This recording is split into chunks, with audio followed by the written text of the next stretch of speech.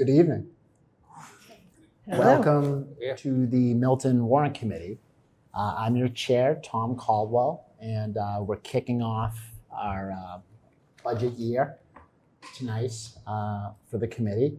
And as you can see, I had posted an agenda on the town website. So we actually have a couple of guests here with us today to speak just regarding some of the preliminary budgetary discussions that have been going on over the summer in the town, and specifically some of the information that's been presented to the select board regarding some of our finances coming up for the year. I know that many of you have maybe seen discussions concerning obviously a new school project, a potential override, maybe not an override. So I figured I just had the feeling as chair that we would, begin those discussions.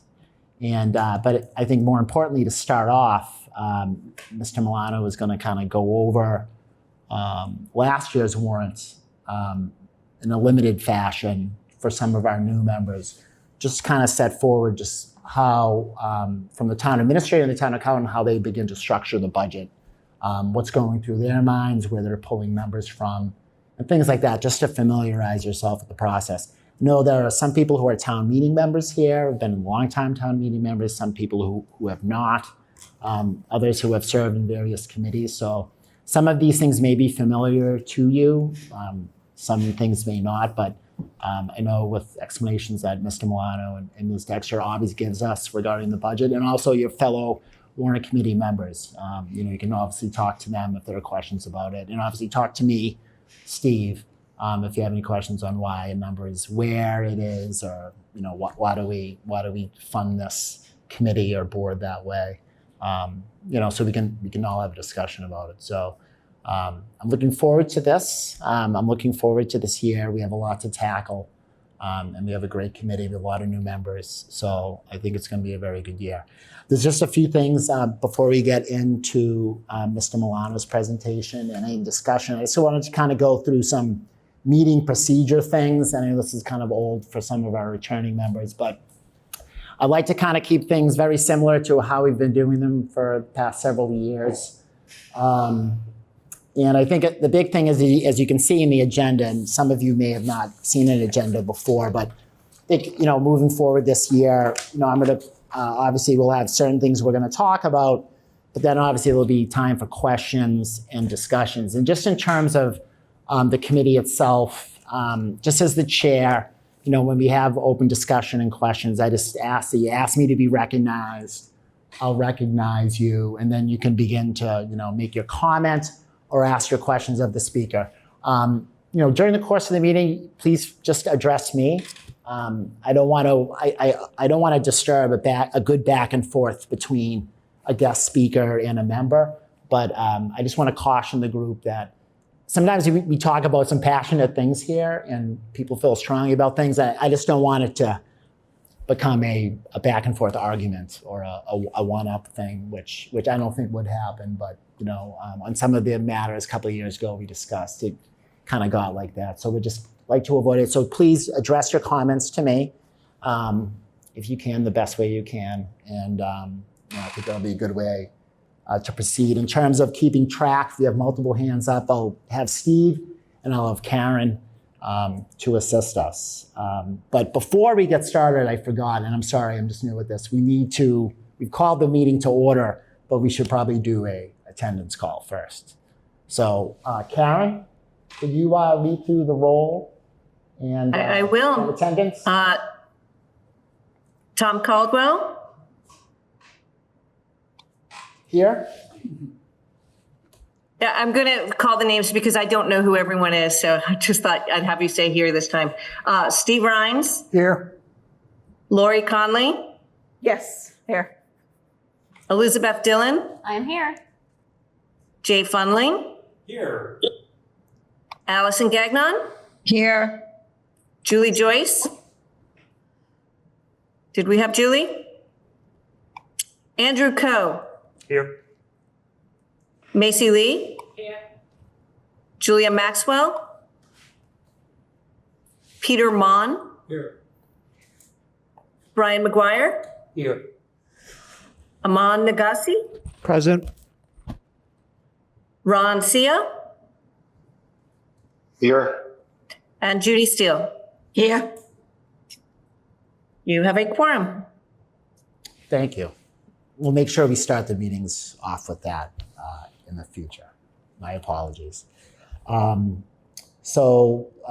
just in terms of just how we exchange the information on the committee, just in terms of procedure. As I indicated, the agendas will be posted. We're going to stick to these agendas, obviously. We don't want to violate any open meeting laws. So what's on the agenda is what we discuss.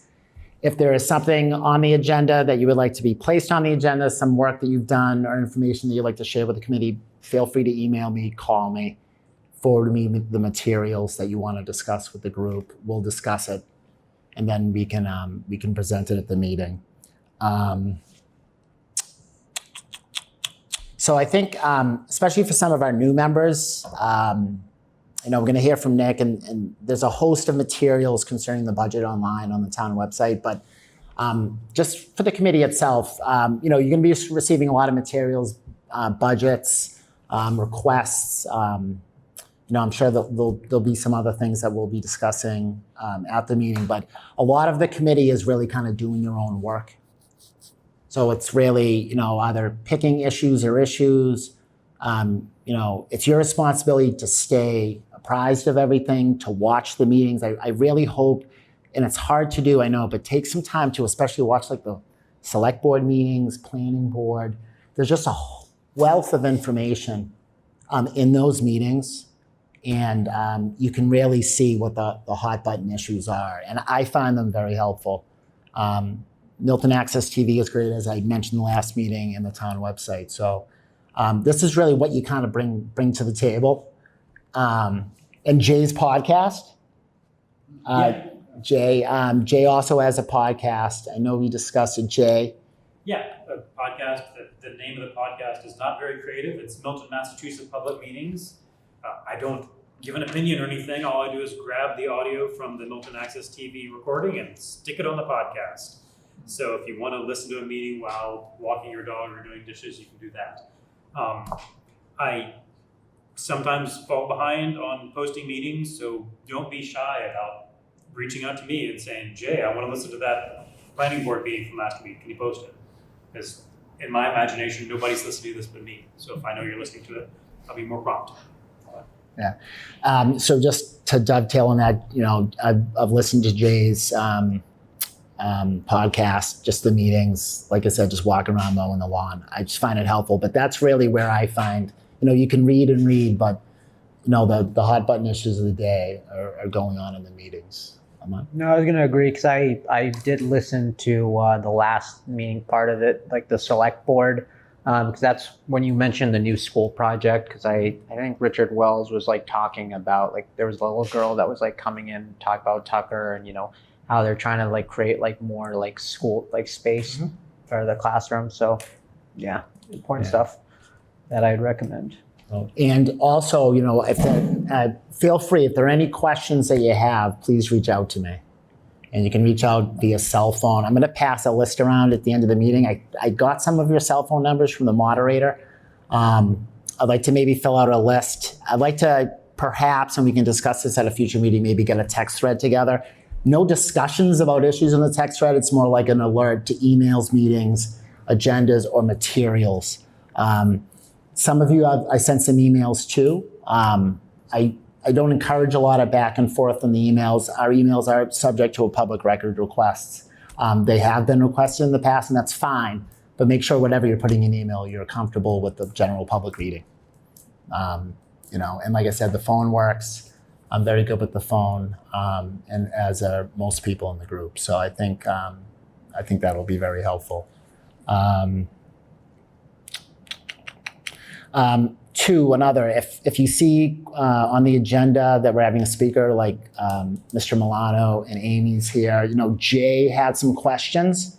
Jay's been in the committee a couple of years. Jay emailed them to Mr. Milano. So, you need not always do that. I know sometimes questions, you just come up as you're sitting here. But if you do have some very pointed questions where you're looking for specific information, or it's a heavy question. I'd ask that you maybe reach out to the committee or the person who's speaking, whether it be the chief of police, Mr. Milano, head of public works. And as the member of the committee, feel free to contact the various heads of, whatever board or anything. Mr. Milano will take your emails. Amy Dexter, the town accountant, will take your emails. We're the Warrant Committee, so we're asking them to produce information, and according to the bylaws, they need to provide that information as we make the budgetary decisions. So, and you're going to get good feedback. So, in terms of emails, and they're all on the website. In a future meeting, we're going to be talking about committee assignments and having certain members go out and speak to the individual heads of various committees and boards and report back. So, you're going to be in touch with these people and meeting with them. So, don't feel funny. You're not bugging anybody. It's part of their job, and they're expected to receive emails from you. So that's really that. Presentations. I mentioned presentations.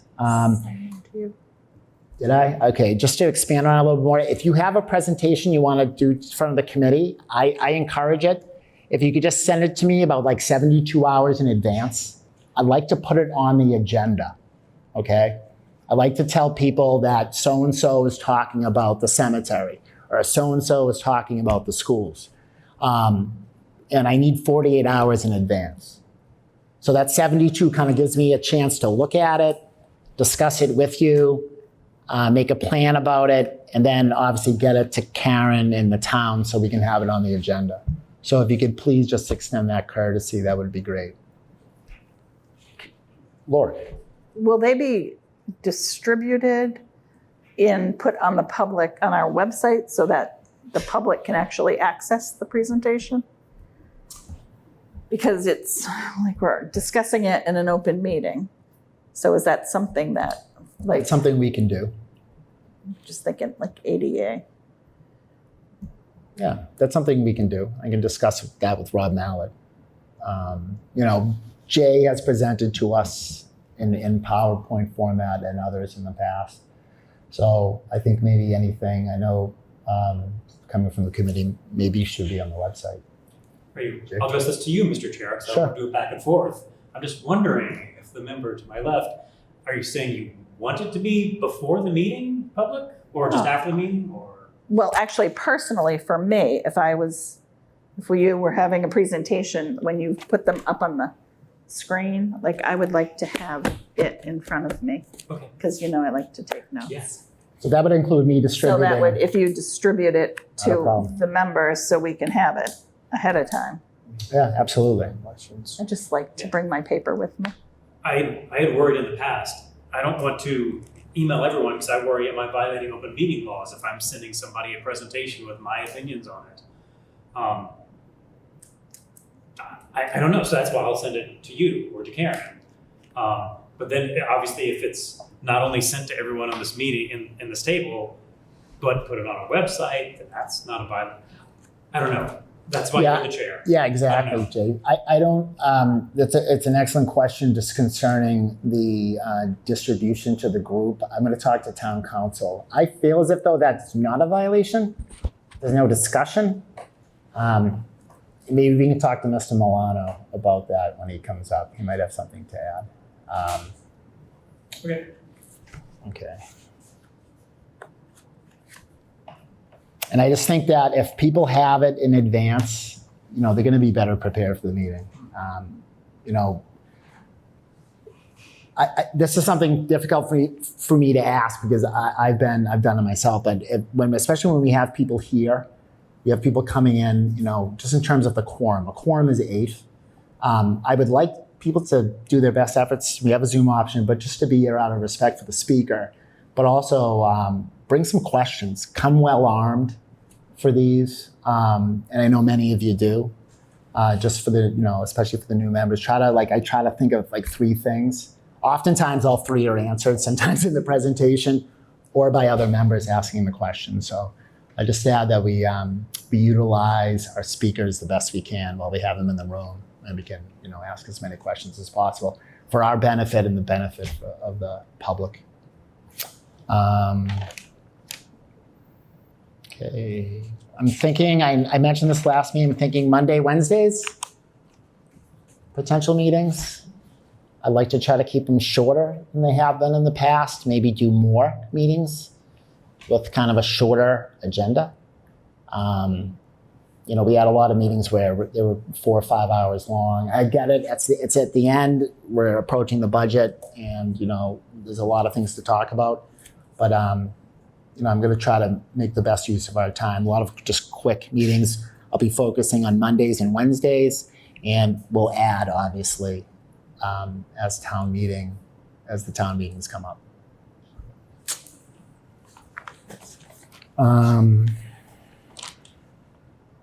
So I don't know. That's really all I kind of have. But I'll take any questions that you How have. much notice is there for meetings usually?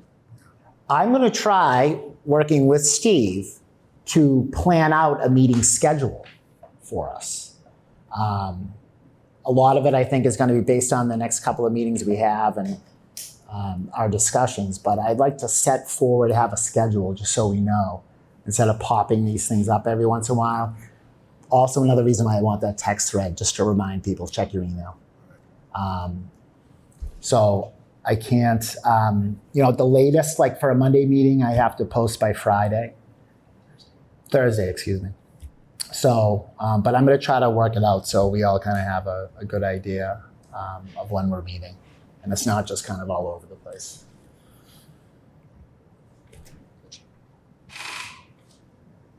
You said that we got like a town email.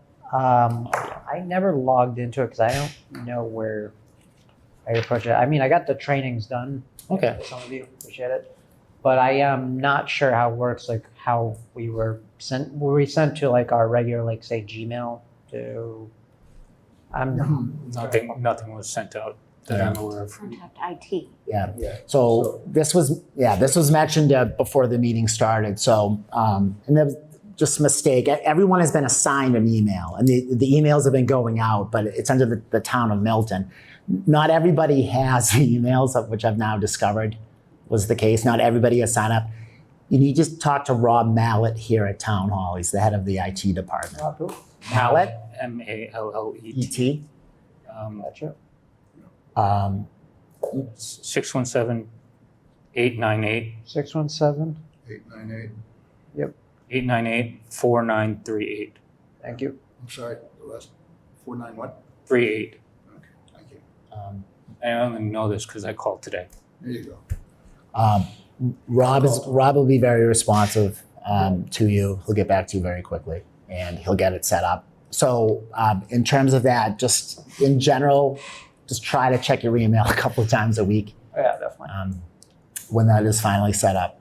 The only reason I ask is because I know when it comes to sometimes the last time we had this meeting was like a month ago, like a little over a month ago, and sometimes we're all busy.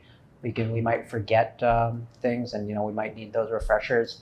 I was kind of curious, like I was proposing this idea about whether we can kind of keep up with, like, say, a Teams. I don't know if that works. I don't know how the information is open or closed. Yeah, well, it's open meeting. So, like, you mean like a Teams meeting? If we use like Teams, like, because usually, so what I know is like the Air Force, what they do is that they kind of have like a Teams, like they have like general like folders, like people can chat or anything, messages, and it's kind of easier for people to like keep in touch or like, Well, yeah, so that would probably violate our open meeting law. Okay. So we have kind of like little pockets. So I think to address that, we meet in person, and it's obviously why like the conversation. Oh, we would still over meet in email. person. It was just like when it comes to how the information is like secured and pretty much like we can kind of see like the agenda, and instead of just also like just relying on notes, we could still take notes, but we would also still like have like information there, and it's like secure. Maybe we can talk after the meeting. Okay. Really, in terms of maybe a new proposal or something that you have. Okay, sure. I just want to keep it moving along. Does anybody have any other questions just about just the general procedures of the meetings and just how we are moving forward? The only thing I'd add is be prepared to give a password, complex password to Rob when you talk to him. 12 characters or more. You can't self-service password reset. Only they can do that the way they've set up the environment. So just be aware. Thanks. He's really helpful. Yeah, he is. He really is. He's fantastic. Okay. Everyone, and if there's any other questions about little stuff, feel free, just reach right out to me. We have a hand up from Judy, Mr. Chair. Oh, we have a hand up. Judy, you're recognized. I just wanted to make a mention, it doesn't have to, the password the gentleman was talking about, doesn't have to be that complex. I'm actually looking at the Post-it note on my computer now when I brought it down to get redone because I couldn't reset my password myself. And it's really very simple. Anyone could crack the passcode. Just has to have like one of the symbols and a number and a capital letter. So some of our banks have more complex. So you don't have to go all out thinking of a password. Just a comment, that's all. Thank you. Thank you, Judy. Anyone else? Okay. Seeing no hands raised, I'm going to invite Mr. Milano, our town administrator, to come forward. And he has a presentation for us.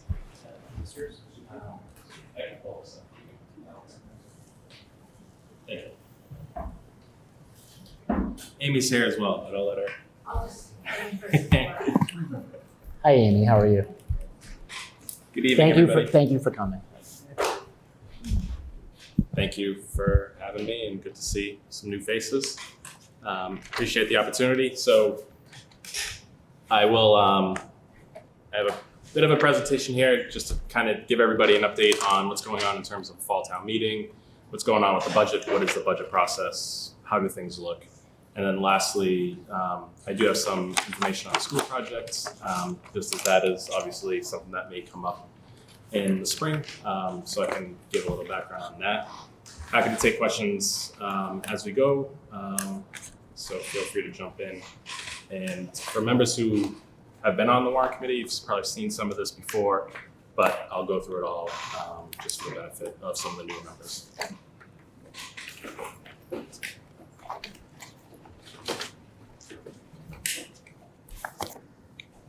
So I already touched on that one. Fall town meeting. So we do not yet have a scheduled fall town meeting. In our bylaws, I think it says if required, we have one. The recent ones the past few years, except for 21, have been held in December, usually that first Monday in December. I think that's the next logical date we would look at if a fall town meeting is scheduled. Part of the reason that one hasn't been locked in is we don't yet have any warrant articles submitted to the select board. We don't have anything that we're working on. The planning board doesn't have anything that they would be ready for at that time frame. The school building committee, as some of you may have seen, has been talking about potentially submitting a warrant article for additional funding to support that project. They're meeting tonight, I believe, so there may be more news after tonight's meeting, but that's one kind of potentially out there. So as if we get anything, we'll obviously let Tom know and share that with the warrant committee. But as of right now, the select board has not yet scheduled a fall, winter, however you want to term it, town meeting. The presidential election is November 5th. That always makes scheduling a town meeting around then pretty challenging. Our town clerk staff will be all out from now until then, unfortunately. So they'll be very busy. So we like to try to give them some breathing room around the presidential election. And early voting is up right now, in case anybody wants to come back to town hall to vote. I just wanted to share some resources for municipal finance information, and I'll get this presentation online and share it, so these links you can go to. First, our offices, we're open. I'm available. Amy's available. Treasurer Joanne McCarthy's around. Feel free to stop in, shoot us an email with questions. We're happy to respond and share that information, especially as you're trying to get acclimated to the budget process and what goes on. I believe the Mass Association Town Finance Committee's handbook was parts of it, I think, were distributed, so you might have access to that. The Massachusetts Division of Local Services, which is the agency the finance departments most closely work with, has a ton of information online. They have a finance training and resources center. They have a bunch of YouTube series. They're short videos, a couple minutes each, that go into much more detail around municipal finance matters, whether it's related to debt exclusions like the school project we might be talking about, whether it's related to overrides or just budgeting in general. So there's a lot of tools out there. You don't have to take my word for it. You can go on and explore and learn how you like to. If you'd rather sit with me and talk about things, or sit with Amy and talk about things, do that. If you'd rather just watch a bunch of YouTube videos, you're very welcome to do that as well. In terms of the budget process, so we are kind of at the forefront, at the beginning stages of that now. So we have requested that town departments submit their budgets to the finance director, to Amy, by the end of this month. After that, we will typically sit down with the department heads to review their budget and their requests. After that point, we'll wrap up those budget requests and submit them to the Warrant Committee. Our goal is to have those to the Warrant Committee by December 1st, before December 1st. So I think you can expect to see those before December 1st. And we hope to have those in pretty decent shape by then. And what those requests will have is, what is a level service budget for your department? What keeps the same amount of staffing? What funds the same amount of needs as you have currently in this fiscal year? What we've also asked all departments to do is submit additional requests. If you were to receive additional funding, what would you want it to go to? What kind of long-term goals do you have for your department? How can you improve services, and what kind of funding would you need to do that? So it's kind of a dual process. What keeps everything moving and ticking over for another fiscal year if we had to do that? If we could invest in your department, where do you want us to invest into? And so we review those requests with everybody, and then we'll share those with the Warrant Committee. And I know Tom was talking about this in terms of subcommittees and everything else, but the sooner you folks start to meet with department heads, it makes everybody's life easier. You can wait until March if you want, but it makes a lot of work at the end. Once we submit those budgets and get them to you, feel free to reach out and start coordinating meetings. Those can happen in the fall. We don't have to wait until the spring. The other thing that should be back in all of your minds is the Warrant Committee submits the comments that go in the annual town meeting warrant. So having that work done early will help making that comment writing process faster when we get to getting the warrant ready for town meeting in the spring.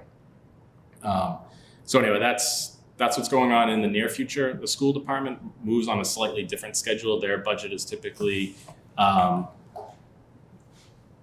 more or less final towards the end of January, when they have a public hearing on their budget. But in terms of the town departments, we'll have those ready in the next couple of months for you. That's really it on process and schedule. So I'll dive into some of the numbers now, if everybody's okay with that. So what I've done here is just kind of talk through some of our revenue categories, talk about what sources of revenue we do have, what can change, and then I have a little bit about expenditures. It's still a little early for that, and then some financial indicators about the town. So big picture, property taxes obviously make up most of our revenues, about 75%. State aid makes up the next at about 13%. And then local receipts, which is additional income generated locally, is 7%. And then in fiscal 24 anyway, for which this year is shown, we had other funds at around 4%. So the bulk of it is the property taxes, local receipts, and state aid. This is a little bit of a complicated chart, but it just shows what our calculation is on the property tax side. So if you see in fiscal 24, the prior year levy limit was $91,940,000. Every year, we can increase the levy limit that we raise on all taxpayers by 2.5%.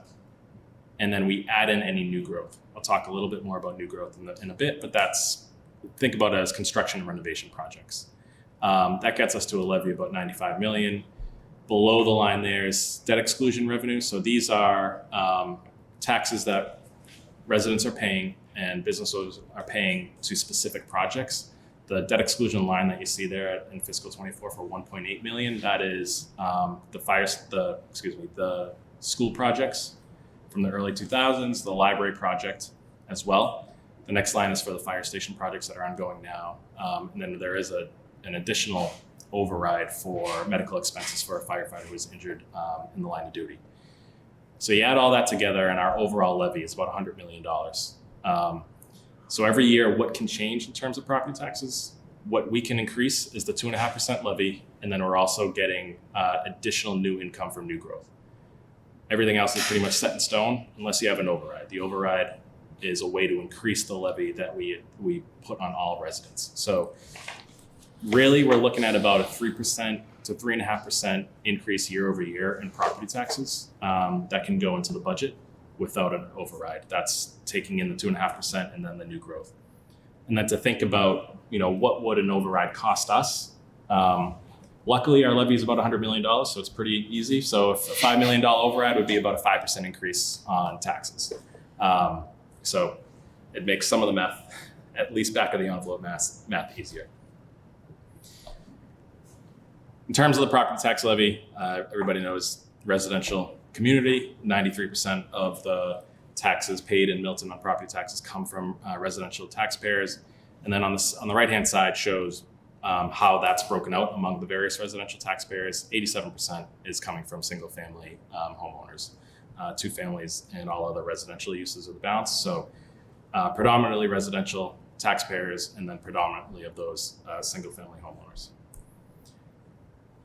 This just shows what the town's average single-family tax bill has done. This is a metric cities and towns usually use when comparing to each other and thinking about what the burden has been on residents.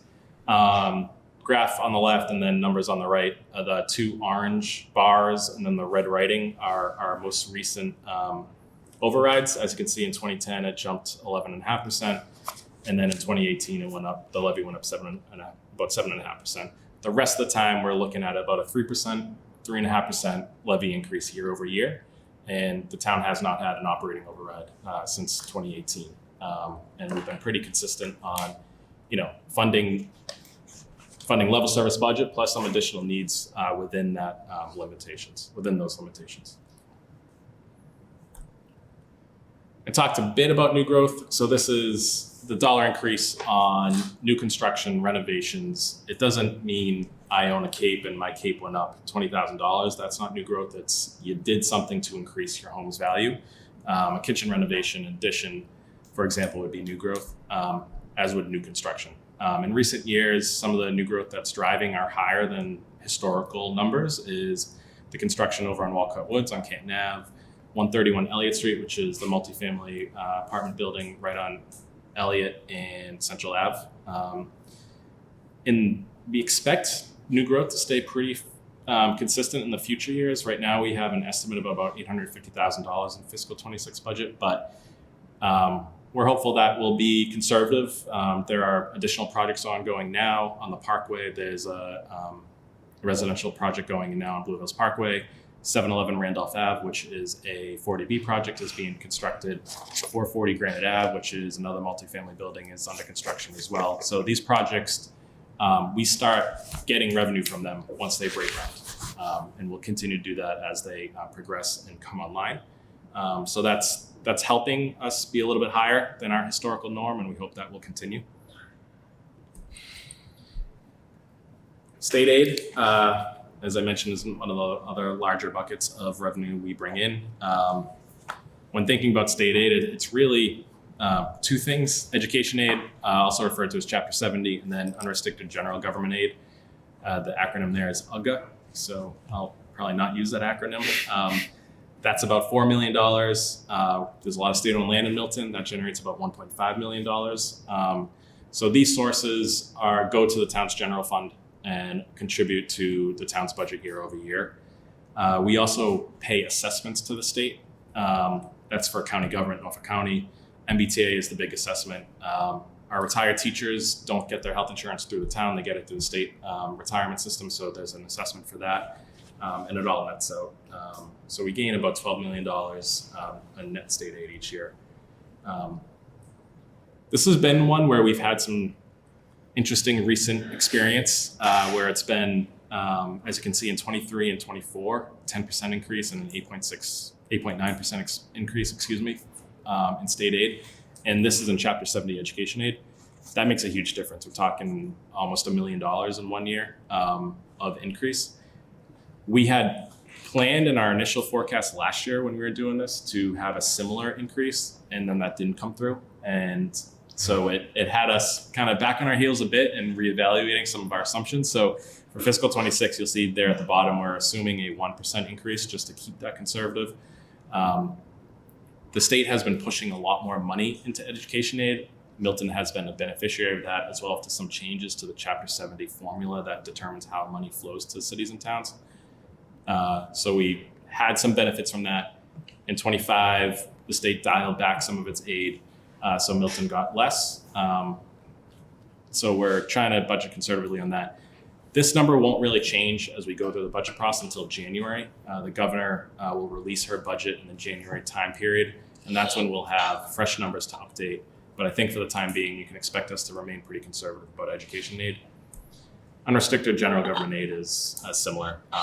It's been between 3%, 5%, depending on the year. We've had it at a 2% increase in 26 for our estimates. Local receipts is another category. This is revenue, like I said, that is generated locally. The biggest category is motor vehicle excise tax, which we collect. Regulatory fines, trash fees is another one that the trash fees pay for the town's solid waste program. It doesn't pay for it 100%, but it funds a major portion of the town's trash program. Payments in lieu of taxes are the payments that Curry College, Milton Academy, and I'm missing a couple, Mary B. Wakefield Trust, and somebody else. The hospital. And the hospital does not pay. It's a pilot. So those are the three major payers. So we get about, this year we got $245,000 from Milton Academy, $110,000 from Curry College, and then a small contribution from a small trust here in town. So those fall under the local receipts category. Does Does Delphi Academy fall under too? They're not paying taxes, but they also don't make a contribution to the town either, so they're not paying into it. And those smaller institutes don't necessarily usually pay into.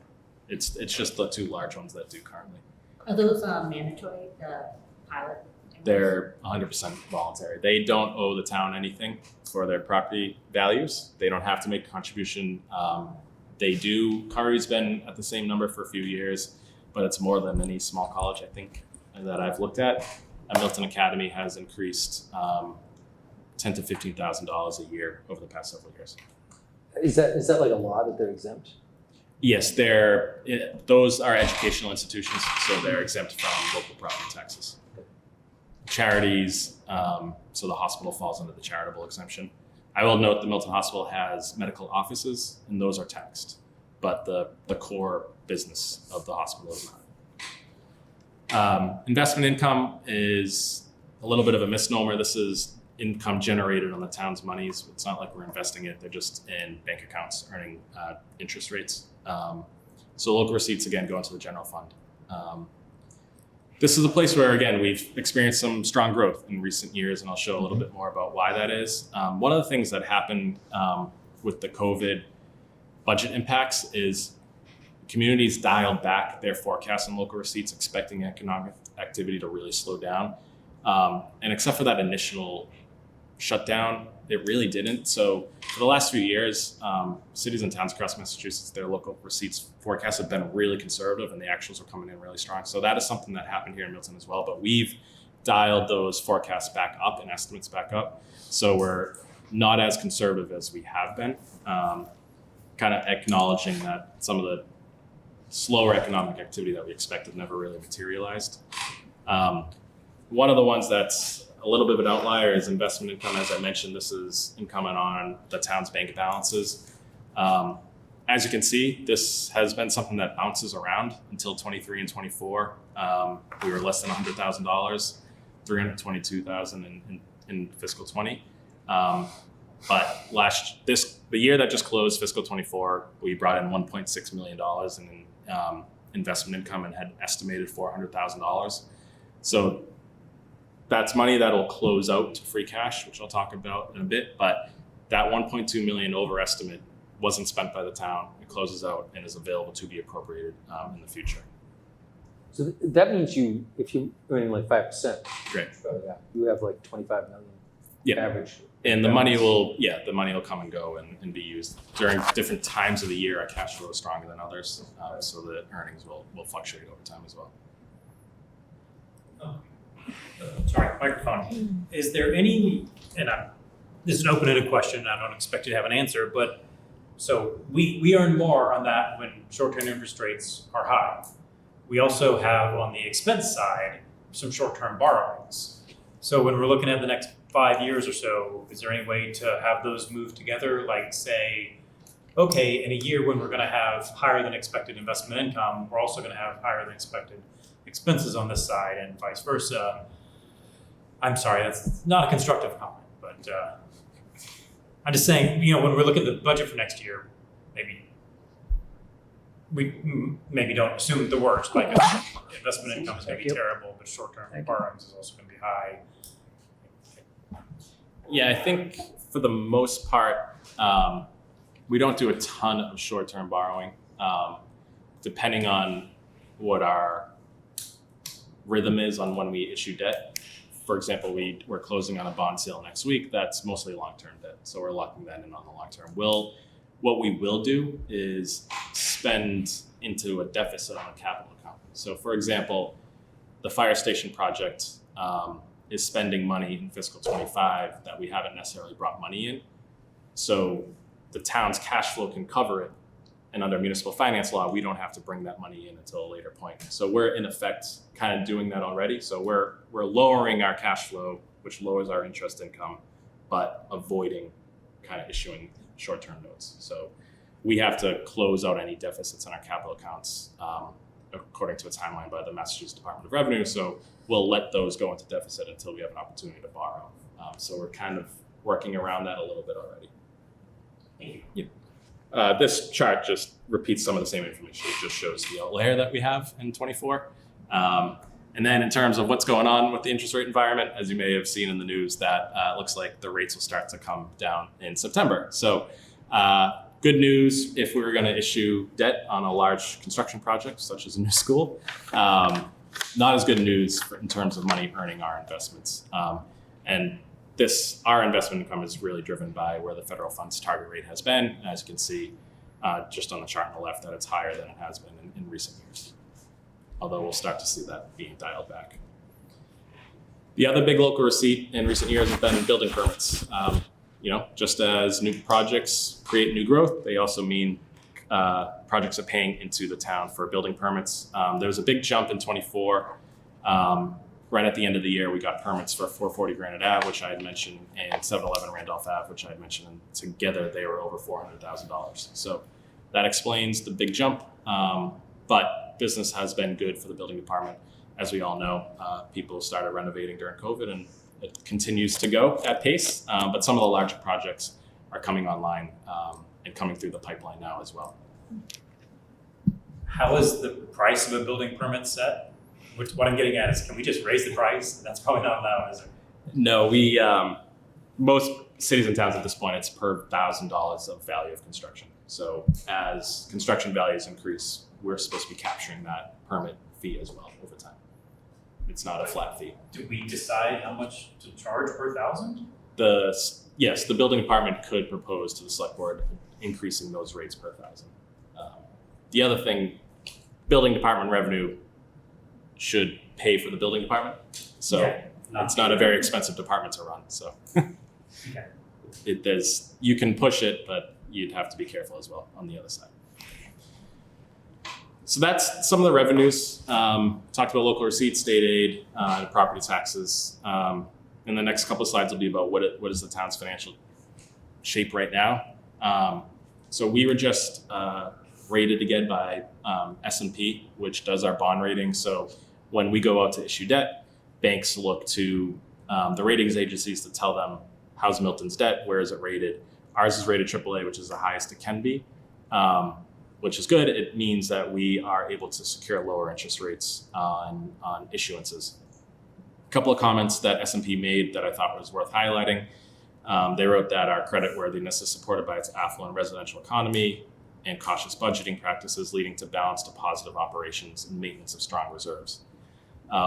So positive comment, and then one budget uncertainty is Milton's labor contracts, which expire following fiscal 25.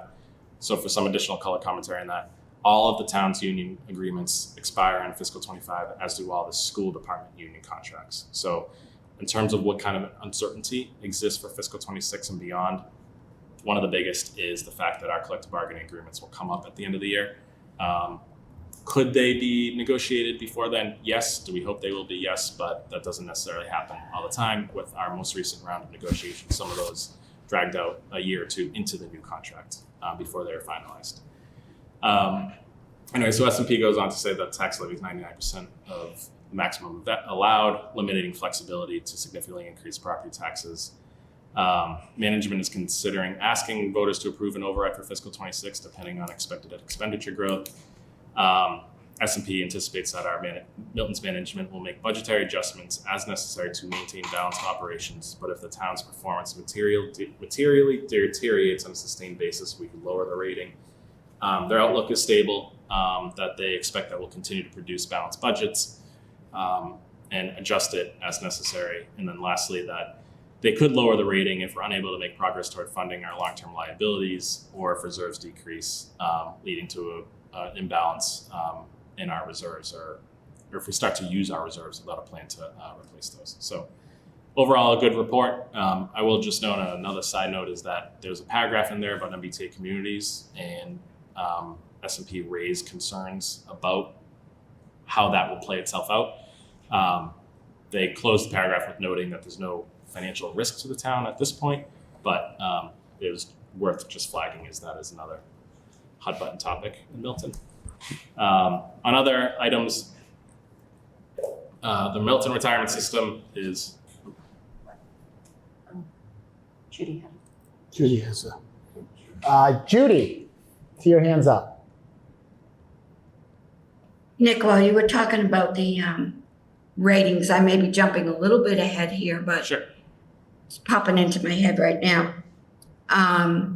In terms of our debt exclusion, I mean, it's sort of on the drawing board that we may incur a rather large debt exclusion.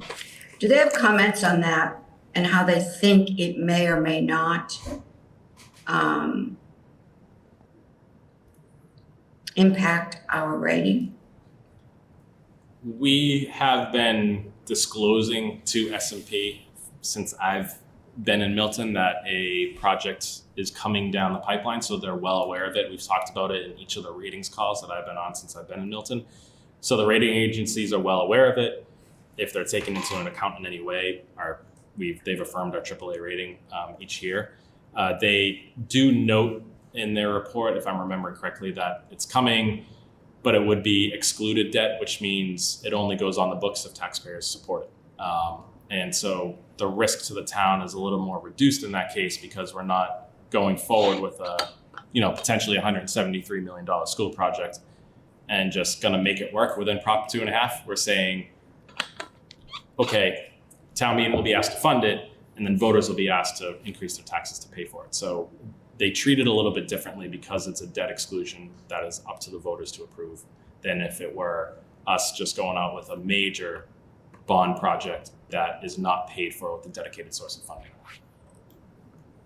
Okay, thank you. I had a question. Is 100% of the debt that the town issues tax-exempt munis?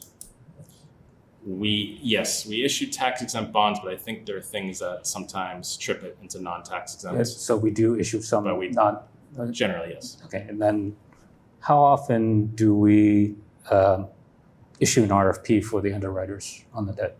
It's generally on an annual basis. So we've been right now on the last couple of August, we've done a bond sale. So we just had one close, or we'll close tomorrow after the select board approves it. And that's been the new, you used to have to have the deficits on your books cleared before June 30th, but the finance law's changed, so it enables us to delay some of those borrowings. So it's typically each August. It may vary with a major project like a school project. That timeline might change because of how much it is, and the town's cash flow couldn't support paying for that project. Thanks. Yeah. Some of the other financial indicators is that the town's retirement system is fully funded. We reached that in fiscal 24. So we're no longer making catch-up payments into the retirement system to get to full funding. And the deadline to do so was 2040, so we're well in advance of that. A lot of cities and towns are approaching getting closer to full funding. Probably around 2030, 2031 is when a big group and other ones will, but we're ahead of the game on that. We are starting to make progress on the town's OPEB liability. So OPEB is, I guess, a term for other post-employment benefits. It's primarily health insurance for retirees who are no longer actively working, but still have a benefit of having health insurance coverage to the town. We pay for that currently through the health insurance budget. So it's a cost we're bearing every year, already. The idea would be that if we can build up the OPEB trust, then we can take that cost off of the town and have the trust pay for it. Trust will accrue earnings on its investments. We have an OPEB policy, something that Jay worked closely with us on, that says now that the retirement system is fully funded, let's take $2.5 million of the amount that we are contributing to full funding and hold on to those for our long-term liabilities, whether OPEB or retirement. So what happened in fiscal 25 is the retirement board set a funding schedule that says, yeah, we're at full funding. We want to ensure that we have a reserve in case of an economic downturn. So they set a funding schedule that asks for funding for the regular cost to maintain plus an additional $1 million. And then our OPEB trust will get the delta there. So $2.5 million set aside for the long-term liabilities. $1 million is going to retirement this year, and $1.5 million is going to OPEB this year. For fiscal 26, we're planning for that to continue. So another $1 million into the retirement system, and 1.5 plus 2.5% is going into OPEB to continue paying down that liability. There's no statutory requirement to reach full funding. It's just something that we feel is important to try to erode that liability and then provide an alternative source for paying these costs in future years. And then stabilization funds, we have 3 stabilization funds, general, capital, and road, that have a balance over $7 million. Our free cash balance currently is minimal. We've appropriated most of it, and free cash, and I'll explain more in a bit, actually doesn't exist anymore once we turn the page into July. So just back to the stabilization fund, $7.4 million. We made a $500,000 contribution into the stabilization fund, the general stabilization, over the course of fiscal 24. These funds also earn investment income. So in fiscal 24 alone, the general stabilization fund increased almost, not quite $1 million, but about $900,000. And our reserves in the stabilization funds are about 5.5% of our general fund operating budget. We want to keep that over at least 5 and continue to make progress towards building that. There is no contribution planned into general stabilization in our current budget year at this point. So this is a source of reserves for, an economic downturn. Revenues are going to crater. We want to maintain services. This is a place we would turn to with a plan to replenish those. It's not a place to use to just keep the budget going in regular economic times. And this just shows it as a graph. As you can see, we had, with the COVID impacts in fiscal 21, there was a withdrawal, but then it was restored. And now we're back up investing in those stabilization funds.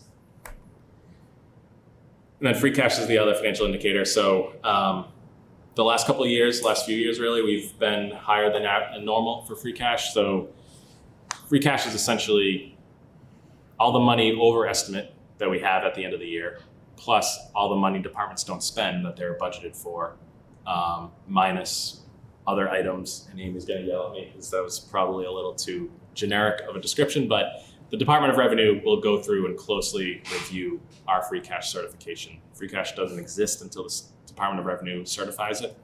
But a good starting place is how much money did we bring in more than we expected? how much less money did we spend than we budgeted for, and then the number goes from there. Do you have an estimate as to what it is this year? I'll speak to that in a moment. Not really an estimate, but just kind of can give a little bit of color commentary to that. So in terms of fiscal 26, which is our upcoming budget year, we're in fiscal 25 currently. 26 is the following year. What can change over the next several months on the revenue side? So property taxes are pretty much ironclad except for new growth. Property taxes can change if the town moves forward with an override, but that's a bigger decision. Local receipts. So we have finalized our 24 revenues on local receipts. We're gonna see what's going on economically over the next couple of months, and then finalize our 24 estimates. State aid is pretty locked in as an estimate for now until January, when the governor is expected to release her budget. Sometimes that timeline takes a little bit longer when there's a new legislature every 2 years, so we're hopeful that they'll stay in January, but it could slip a little bit. But state aid, don't really expect new information until January. And then free cash needs to be certified by the Department of Revenue. And this is just to speak to your question. So where did we end in fiscal 24? So we had revenues in excess of budget estimates of about 2.2 million.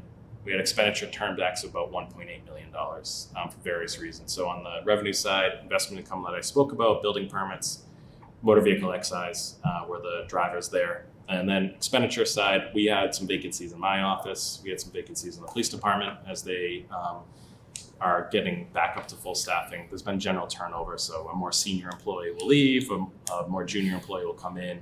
There's savings there. There's savings when that job is vacant. We had a turn back on general insurance for our health insurance. If we're not fully staffed, we're not going to incur all of our expected costs in health insurance. And then debt service was a little bit lower than we had expected. So that, and to speak to your question, that gets us around 3.84 million, and is a kind of a big picture number, but that's not what the number will be. It's just kind of a rough starting point to think about. Oh, Yeah, and we'll have more information on that October, November timeframe. And then just kind of turn the page and thinking about what our expenses are and what does that look like.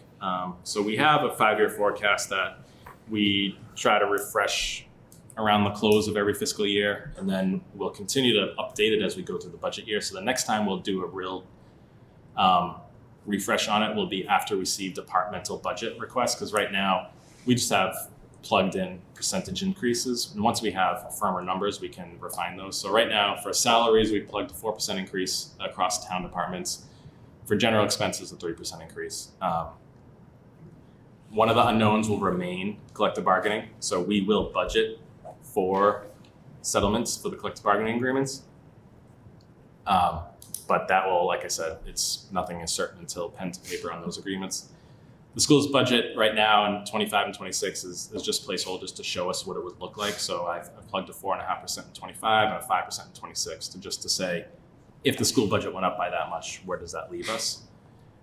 They've had a transition in terms of their leadership on the financial side, so their budget process is commencing, but I didn't want to get too far over my skis on that. Right now, we don't plan for any capital. Capital is typically funded directly out of free cash, so it's not really affecting our bottom line on the budget. Health insurance, we have at a 5% premium increase. That is probably a little bit below trend, but we've been in pretty good shape on health insurance the past few years. As I mentioned, it's a retirement system that is locked in. OPEB trust we know what that contribution will be. Right now, our expenditures don't include a contribution to the stabilization funds, and debt service for 26 anyway includes debt that's been authorized, but we haven't yet issued it, so we're not paying on it yet. We expect those projects to complete. So in terms of a big picture, where does that leave us? I'm going to put caveats all over this number that it may go up. It's just a ballpark. I don't want to hear, oh, you told us $4.6 million in 3 months when we have more information. So that is today. I think it's both conservative and I feel fairly accurate, if that makes any sense to anybody. So I think to think about what do we have to make up of a range of between 4.5 and 5.5 million is probably the best way to think about this number as things stand today. And that is why there's been a lot of talk about, is this the year that there will be an override? With the free cash number, that might give us tools that we don't always have to avoid or not have an override. That comes at a cost. It means we're not investing in departments, we're not expanding services, we're not trying to increase services, we're just trying to keep things the same. But that's kind of the big picture outlook as of today. The last few years, we've had federal funding through the American Rescue Plan Act that has helped us make our budgets work, invest in our departments. That money is essentially gone at the end of calendar year 24. So it leaves us, thinking about what are we going to do long term. That's really it on the budget stuff. I see Ron has his hand up. So. Ron, question? Thanks for all the information. It's super helpful. Can you explain what an override, how that works, and what the mechanism is? I'm not too familiar with it, and I don't know if the rest of the warrant committee is familiar with it, but it'd be helpful if someone provided some information on how the override works. Sure. So, thank you. At the basic level, what it is it's asking to increase taxes that we levy on folks. So if the policy decision were to pursue an override, one of the jobs would be to come up with an analysis of what the right number is, because you don't want it to be too low, that it's not sustainable, and that you ask voters to increase their taxes, and then the next year you're looking at each other saying, hey, we don't have enough money for the budget 1 year after an override. That's kind of a worst case scenario. On the flip side, you don't want to have too much money in the override ask because you might turn voters off or just be increasing taxes more than you need to.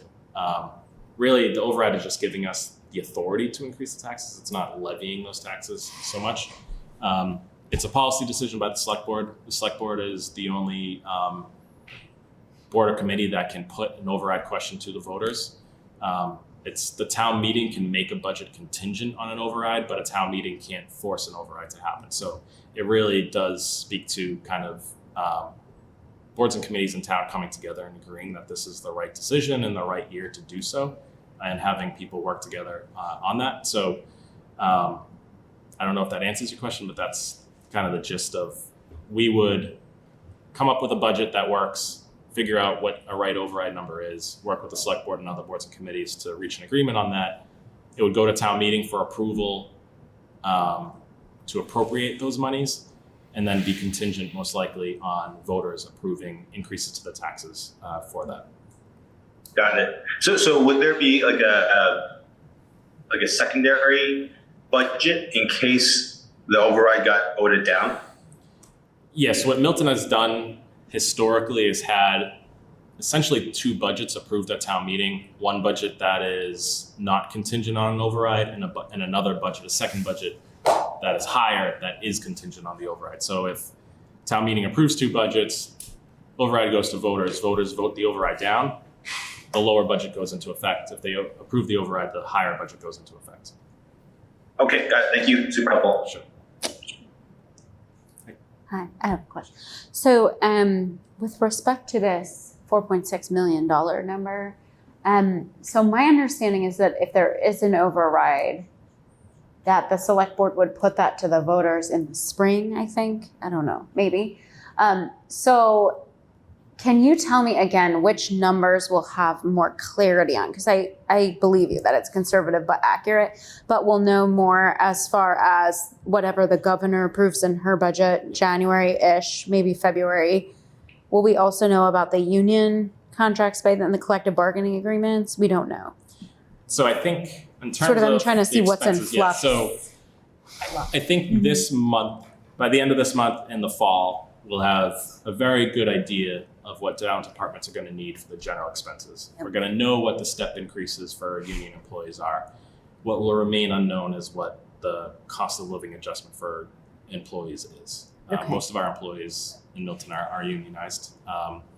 So, in our last round of bargaining, public safety was higher than non-public safety. Mm-hmm. Non-public safety was, a couple percent a year.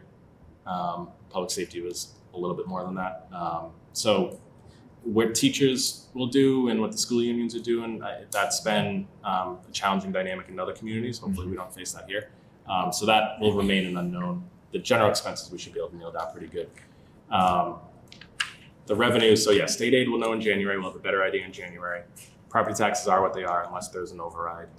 Local receipts, even if it fluctuates, it's not going to fluctuate by a ton to make or break, $5 million. State aid could, it's gone up. There's been years where it's gone up $1 million, so that there's a chance there. And then free cash is the one that we'll know in the fall.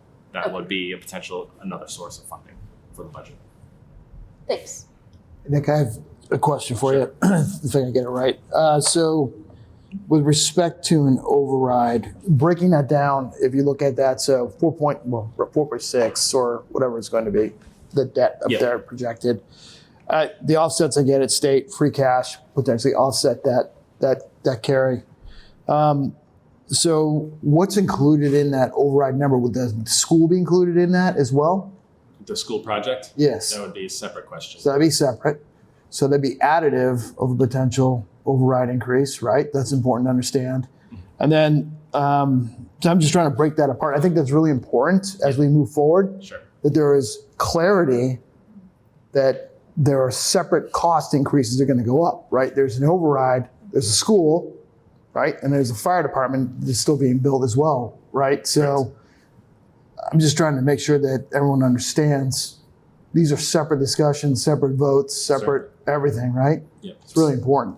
And the other thing to keep in mind is that, I'm going to use a higher range of $4.5 to $5.5 million for the level service budget. That's a level service budget. That's not saying, hey, we should add a few teachers here. We should add employees in XYZ departments. Can I ask a there's follow-up no question on additive. that? That's just to roll over kind of current existing services. Can I ask a follow-up? Sure.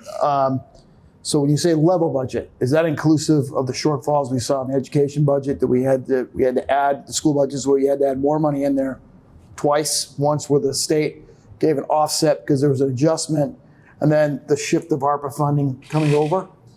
So that was what Steve is referencing, is that the school department was in deficit at year end. So the select board reallocated some federal funding to close that deficit. It was about $415,000 at the year end. Their fiscal 25 budget, so the new budget year, that went up almost 9%. My expectation is that should be sufficient to fund their budget. That includes that increase, those two increases? Those were one-time kind of retrospective facing. So they're not their up. budget, Okay. their fiscal 25 budget is 9% increase over their fiscal 24 budget, and rolled in a lot of the positions some positions that had previously been funded through federal funding. So I think they should be able to meet that appropriation. The expectation from the town should be they meet that appropriation, but that's kind of for them to manage.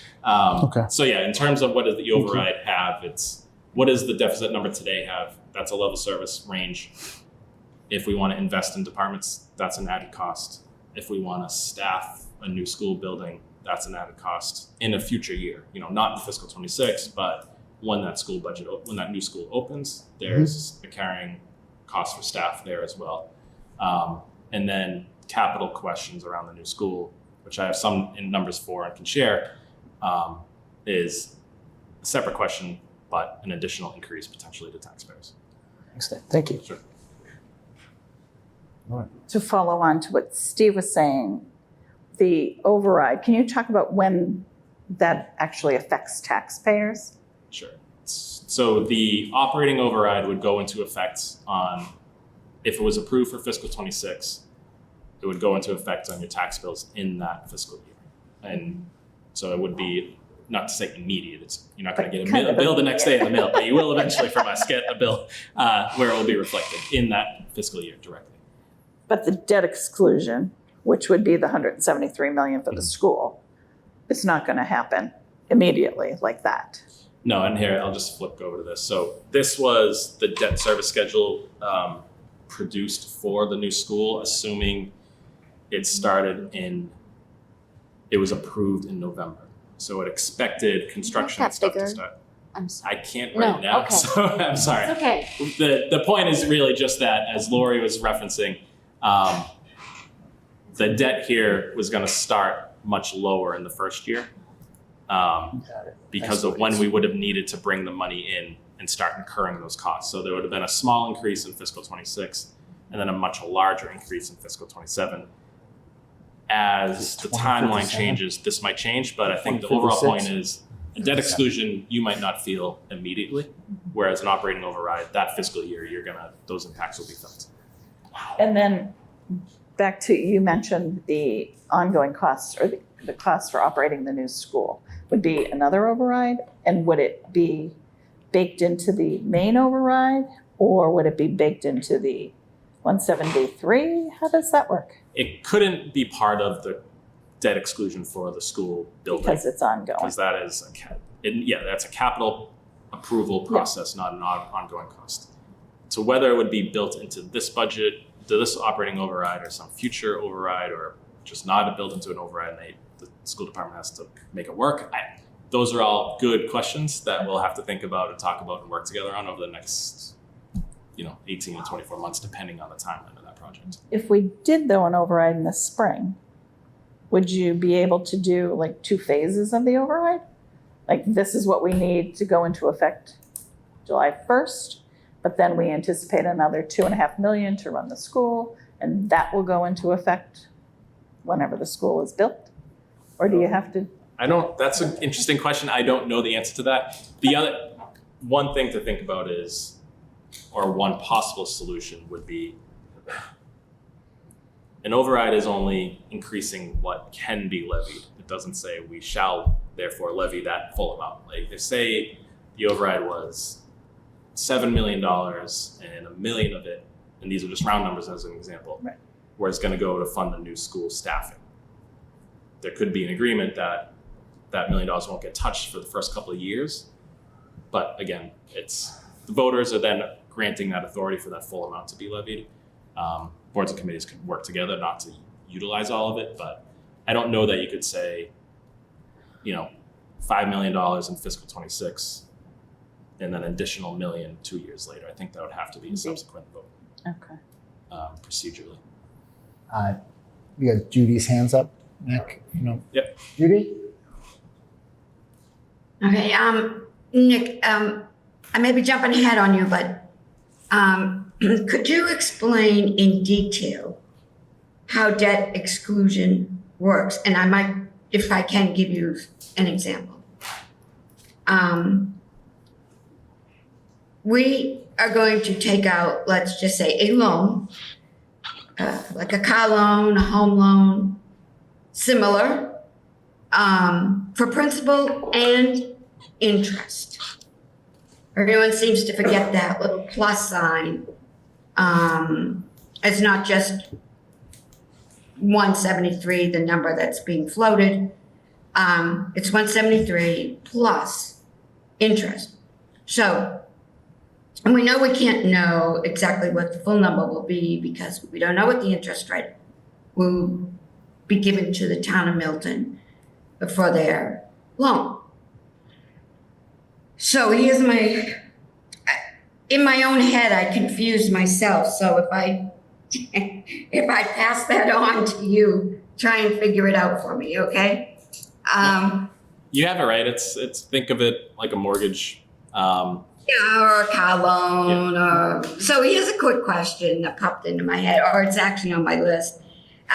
When one does this, takes a loan out under debt exclusion, I'm sure there's no prepayment penalties, right?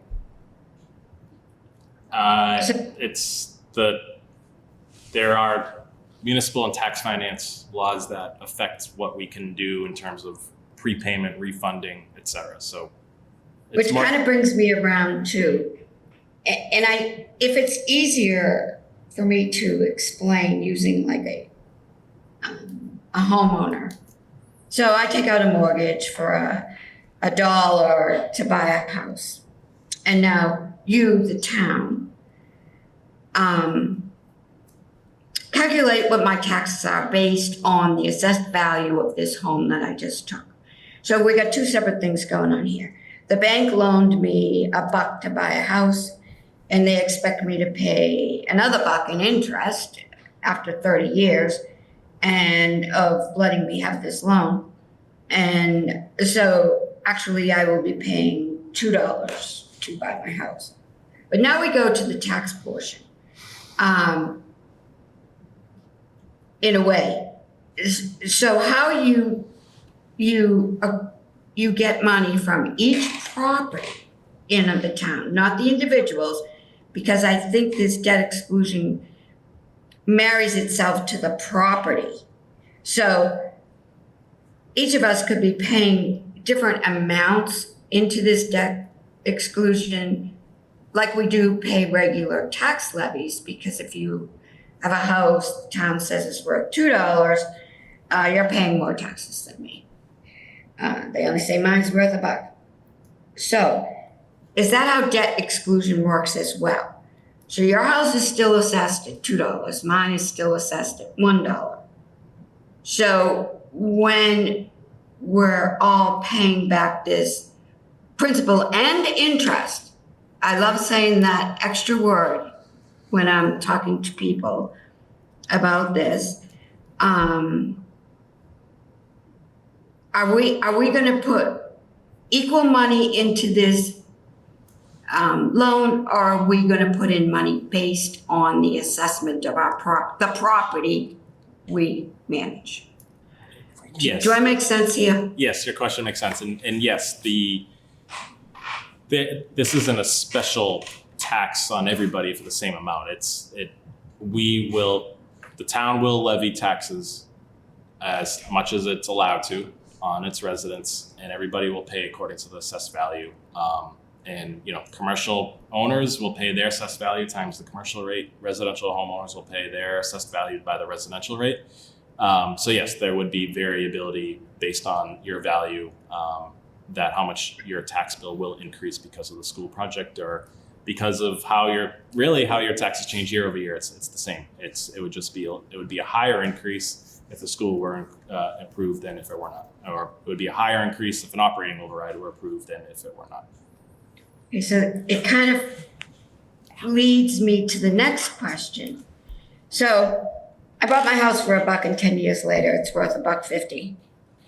Now, so 10 years out, say it happens this year. So 10 years in 2034, my house value gets reassessed to $1.50.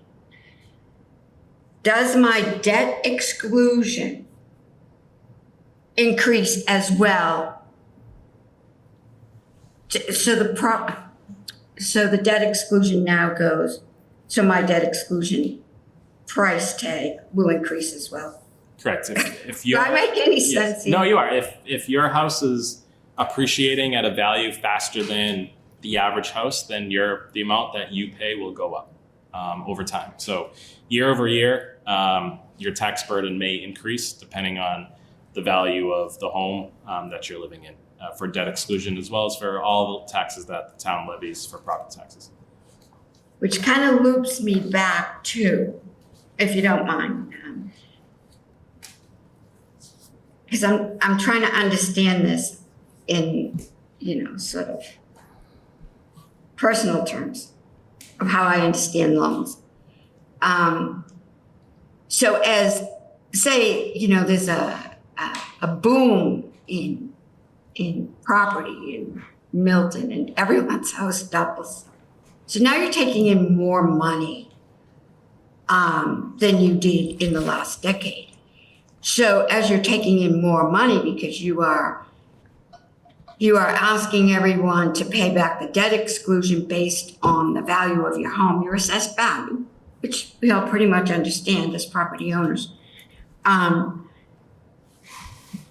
Will that, in fact, trigger you paying off the loan earlier because you're taking in more money? Do I make sense? Just because your values increase does not mean the town will be taking in that much more money. Where our levy is, town's limited by Proposition 2.5 by how much you can levy. So everybody's values go up by $1 million, everybody's tax rates will go down and tax bills will stay more or less the same. So no, just because if values went up, it doesn't mean the town would necessarily be bringing in drastically more money. We're still limited to Proposition 2.5. If there's new growth because there's a new, this new skyscraper, 40 stories high, would that reduce everybody's tax burden? Sure. Would there be other costs? Perhaps, but that it's really the new growth that would really shift that dynamic, not general property value increases, because the limitations of Prop 2.5 don't let that happen. So, Right. in other words, what I think I'm understanding from you is there's not like a car loan, a mortgage loan. Unless you took out an ARM or something, but if you took a regular fixed rate mortgage, your payments are the same every month. So on this debt exclusion, would not your payments to whoever loans us this money remain the same every month? The town's payments, yes. A property owner's payments, no, because they'll fluctuate depending on what the value of your home is doing, but also what values in the town are doing. If values are shifting around town, maybe your taxes will go up more slowly than others. They might go up more quickly depending on what's going on. So it's kind of more of a macro kind of question. Most likely when we issue this debt, the town's cost of debt service will be around $10 million a year for 27 years. So that is what will be locked in. The share that individual taxpayers pay of that might change over that time period. Okay, and have you ever seen on these types of loans by municipalities? So it doesn't happen that at the end of the loan, all of a sudden you realize, oh, I've paid $30 more for my loan than I should have, and somebody's got to give me money back. What do you do with that $30? If in fact, all the calculations came out and, it wasn't to the penny in a way, you end up with $30 extra at the end of the 30 years. What do you do with that money? You put it back in the general fund? We can only tax to pay the exact debt costs of the project. If we can't tax $1 million if our debt exclusion is $500,000. And our debt service is $500,000. We can only tax. That's the benefit of the debt exclusion, is it's not a permanent increase in perpetuity to the tax levy. It's a defined increase for a specific project. And once that project is complete, we stop collecting, and we can only collect the debt service associated with that project. So, and in terms of refinancing our prepayment, there are mechanisms to refund municipal loans. It's not done too often. It would be done if we could secure a better interest rate. And it's usually sometimes many years until a loan where those options come up. So I hope that answers your questions. It does. Thank you, Nick. Thank you, Judy. Allison, you had your hand up a while ago.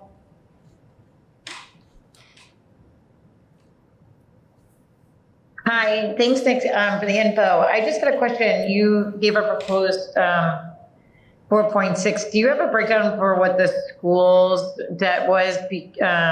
Just my first question. I don't have it in front of me. I can follow up with you. Okay, because last year I went back to a previous meeting and we were at over 4 million on including ARPA and positions that were being filled through free cash. So I was just curious if you could provide that for me. I'm wondering, I understand we're maintaining level service, but I question the amount of positions filled over the last few years and being able and how we were going to meet with the ARPA losing the money. Because I just went back to the budget while we were on the call, and we have over like 2 million in positions that are being that we used ARPA money for. So I was just curious if that breakdown for that, if you had any info. So what I have, just to be kind of clear as to what we did, is I plugged a 4.5% increase to give us a number. That's not their budget. So I don't want to assign budget numbers to folks. It's just, I said, in this scenario, if the school budget went up by 4.5%, where does that leave us? just to have kind of a taking of a temperature of where the budget stands. So I can get you what that translates into dollars, but I don't want to characterize it as their number or something that's been requested or anything else. It's just kind of to do this exercise. Okay, thank you, I appreciate that. Yeah, that's like, I know it's starting to get into like really the fine details. So that's why, like I was like, well, okay, interested to know if that was included the positions that were funded. And so it doesn't. Yep. Okay, thank you. You mentioned about like if there were skyscrapers, the cost might be going down, or if everyone's house was going up $1 million, correct? So like taxes are never necessarily going to go down. Is it just more just being allocated somewhere else? Always just never truly going down? They can go down. You can do an underride in Massachusetts, but that was unusual. Yes, taxes generally will continue to increase in the 2.5% to 3.5% range year over year. What options does city or town have to move how its revenues come into play? Is you could think about different ways of economic development. Those might have different costs that come along with it, but business growth might be one way to say, let's go grab some more tax revenue. But that's kind of a bigger picture question for the town to wrestle with. Gotcha, thank you. Liz? So this graph here shows 30 years in the future for the school project. Yes. With respect to the operational override, I think you said, but I missed it, I'm sorry. That would be affected on our tax bill next year, that's it. Mm-hmm. Whereas this would be sort of broken out, almost like a mortgage in the next 30 years. Yes, so the operating override would be permanent, but you would immediately feel the impact in the first year. So if an override is approved and levy went up by $7 million let's say, it'll be permanently increased by that $7 million forever. On a I don't understand that, because if my taxes on my house, I'm just going to make up an even low number, $1,000 a year. If you approve the operational override and it went up 7.5%, it's going to go up that much every year. It's going to be 7.5% higher. No, I see what you're saying. It's only going to be the one. The first year will be the 7% increase, and Right. then from there on, it'll be 3% on the new higher number forever. Yep. Okay. Yeah, in this case, the debt exclusion will be funding debt service that stays at around $10 million a year for 30 years, declining at the end. So the share of your tax bill that goes to a school project over 30 years would decline in real value over those 30 years. Yeah, over time. But then with respect to the operational override, in a way, it seems like to me, well, it's only affecting me in the first year. But really what you're saying, I guess, correct me, is that it's really in perpetuity that amount over. So whereas we see, okay, in 2018 or whatever the last year that we had one, 2018, I think, it went up 7.5%. It's really the next year, it's another 2.5% or 3% on top of that. Correct. Okay. Right. Yep. So it's affecting you into the future. Correct. Forever. It's not just, okay, thank you. Your baseline Yeah. sets. Okay, Yeah, great. exactly. There's a new base. Those videos that I was talking about earlier, the YouTube videos on tax levies and overrides, Yeah. in Tom's email from Hang on. back when, they're really, they answer a lot of the questions. It's really, really useful. I would recommend. Oh, I'm just not a math person. It's all right. No, A lot of lawyers aren't. It's No, not it's even, okay. they do a really good job of breaking down different categories and how overrides and exclusions differ from each other. And like, I actually took notes, and specifically overrides, for example, permanently increases the levy limit. Right. So I'm not confused about that. I just wanted to point out, so for people that are seeing sort of this chart, it looks like, oh my goodness, for 30 years, it's going to be increasing. I think the same is sort of, well, it's fixed. It depends on- The difference is what you're it paying in depends on principal how you versus look interest. at it though. But I think it could see like, oh, it's lasting for this entire time, but either way. So I guess it depends on what the select board wants. It's like a home mortgage where it's the fixed dollar amount. It's just that as you get towards the end of the period of the 30-year debt, you're paying off more principal, less interest. And the inverse is true, just like a home mortgage at the beginning of the loan. Yep, that's right. And I think to put in the context of the operating override and debt exclusion is this estimate said that our peak debt service payment for the duration would be about $10 million. So that would be about a 10% increase on our levy, 10% increase on your taxes. And then that would be in place for that duration. It wouldn't be 10% each year going up. It's going to be a 10% increase. Right. Then you're going to have that burden for the next 30 years, for more or less. Can I ask a follow-up question? I know some people have asked, but I have never really known one way or another. Will the town be providing, so if the select board were to propose a vote on this, would the town be providing people with a calculator to determine? I know that's a lot. No, so what we did is Estimate? we have a website now with school project cost information. We don't have a calculator on there. The Department of Revenue has one, so you can kind of do that yourself. We plan to, once this is going forward and on the ballot and going to town meeting, to have that in place. Right now, we have the numbers that you can use to figure it out yourself, but we don't have it up currently. So, And also for the override? if that is the direction we go, and we would do something similar for that. Similar, as well. okay, thank you. Same idea. Okay, thank you. See? I went on there and saw the range. It's got a table with ranges on there, which is helpful. I think it would be helpful, suggestion perhaps. Sure. If you have that table, have it on there with the override and the school together so they can see a net increase, because your baseline adjusts for the forever. It doesn't go back. That moves that. They're not going to lower the taxes ever for the town. It just sets a baseline, correct? And so we just keep going up. So there's no payoff date for that. If both are moving forward, or whatever the scenario is, and when we get to that in the spring, we'll be providing that kind of clarity and transparency as what the potential impact will be to everybody. So just to touch on the school project, so this website's up. There's tools on there if you want to kind of play around with the numbers, see what they look like. Our assumption right now on the $173 million is 30 years, 4.25%. Level debt payments, like I showed on the chart, with it, climbing and then staying at about $10 million a year for a long time. Assuming we maintain our AAA bond rating, which we have been affirmed for. So, like I said, it's roughly a 10% increase on a house in Milton. This is, again, the debt service chart showing, it'll phase up to the 10 million and stay at that for the duration. So the tax impacts, if you wanted to do the math, it's $1.11 per $1,000 of value for a residential home.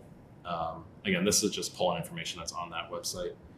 And then kind of drilling down to the average single family home is just over $1 million. Their tax bill is about $11,000. So the estimated impact would be about somewhere between $1,100 and $1,200 for the average single family home. And then it's slightly less for the median, to find that house that's kind of more typical at about $872,000 would be about, $968 on the average house. And that would be for the duration of those debt payments. A little bit less at the beginning, but then that's what we would expect it to be for the life of that. And then just in what is the process? What if there's a cost overrun on it? So it's 173, say it went through and they found conditions or construction costs went up and they need another 10 million or something. Would that have to be separate? The $173 million we would expect under the process, and I'll talk about the process in a second, would be approved by town meeting. And that's a limit.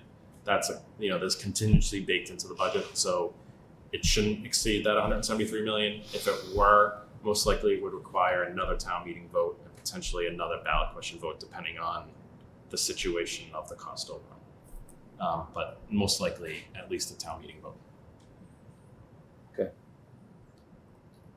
And then process for a debt exclusion. One thing I think got perhaps lost in translation, wasn't explained well enough during this process when the select board was debating it, is there's a lot of focus on the ballot question aspect of it, and why isn't there a number in the ballot question? But just the debt exclusion requires 2 votes, ballot question and town meeting, and they're linked. So a ballot question would, this is written in conformance with Prop 2.5, the law. It's reviewed by bond counsel. They're 2 separate actions. They both need to be done.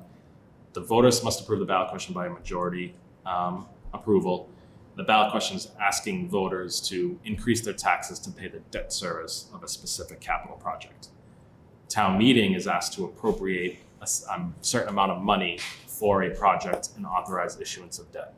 So again, in this case, town meeting would appropriate the amount of money and authorize issuing $173 million of town debt.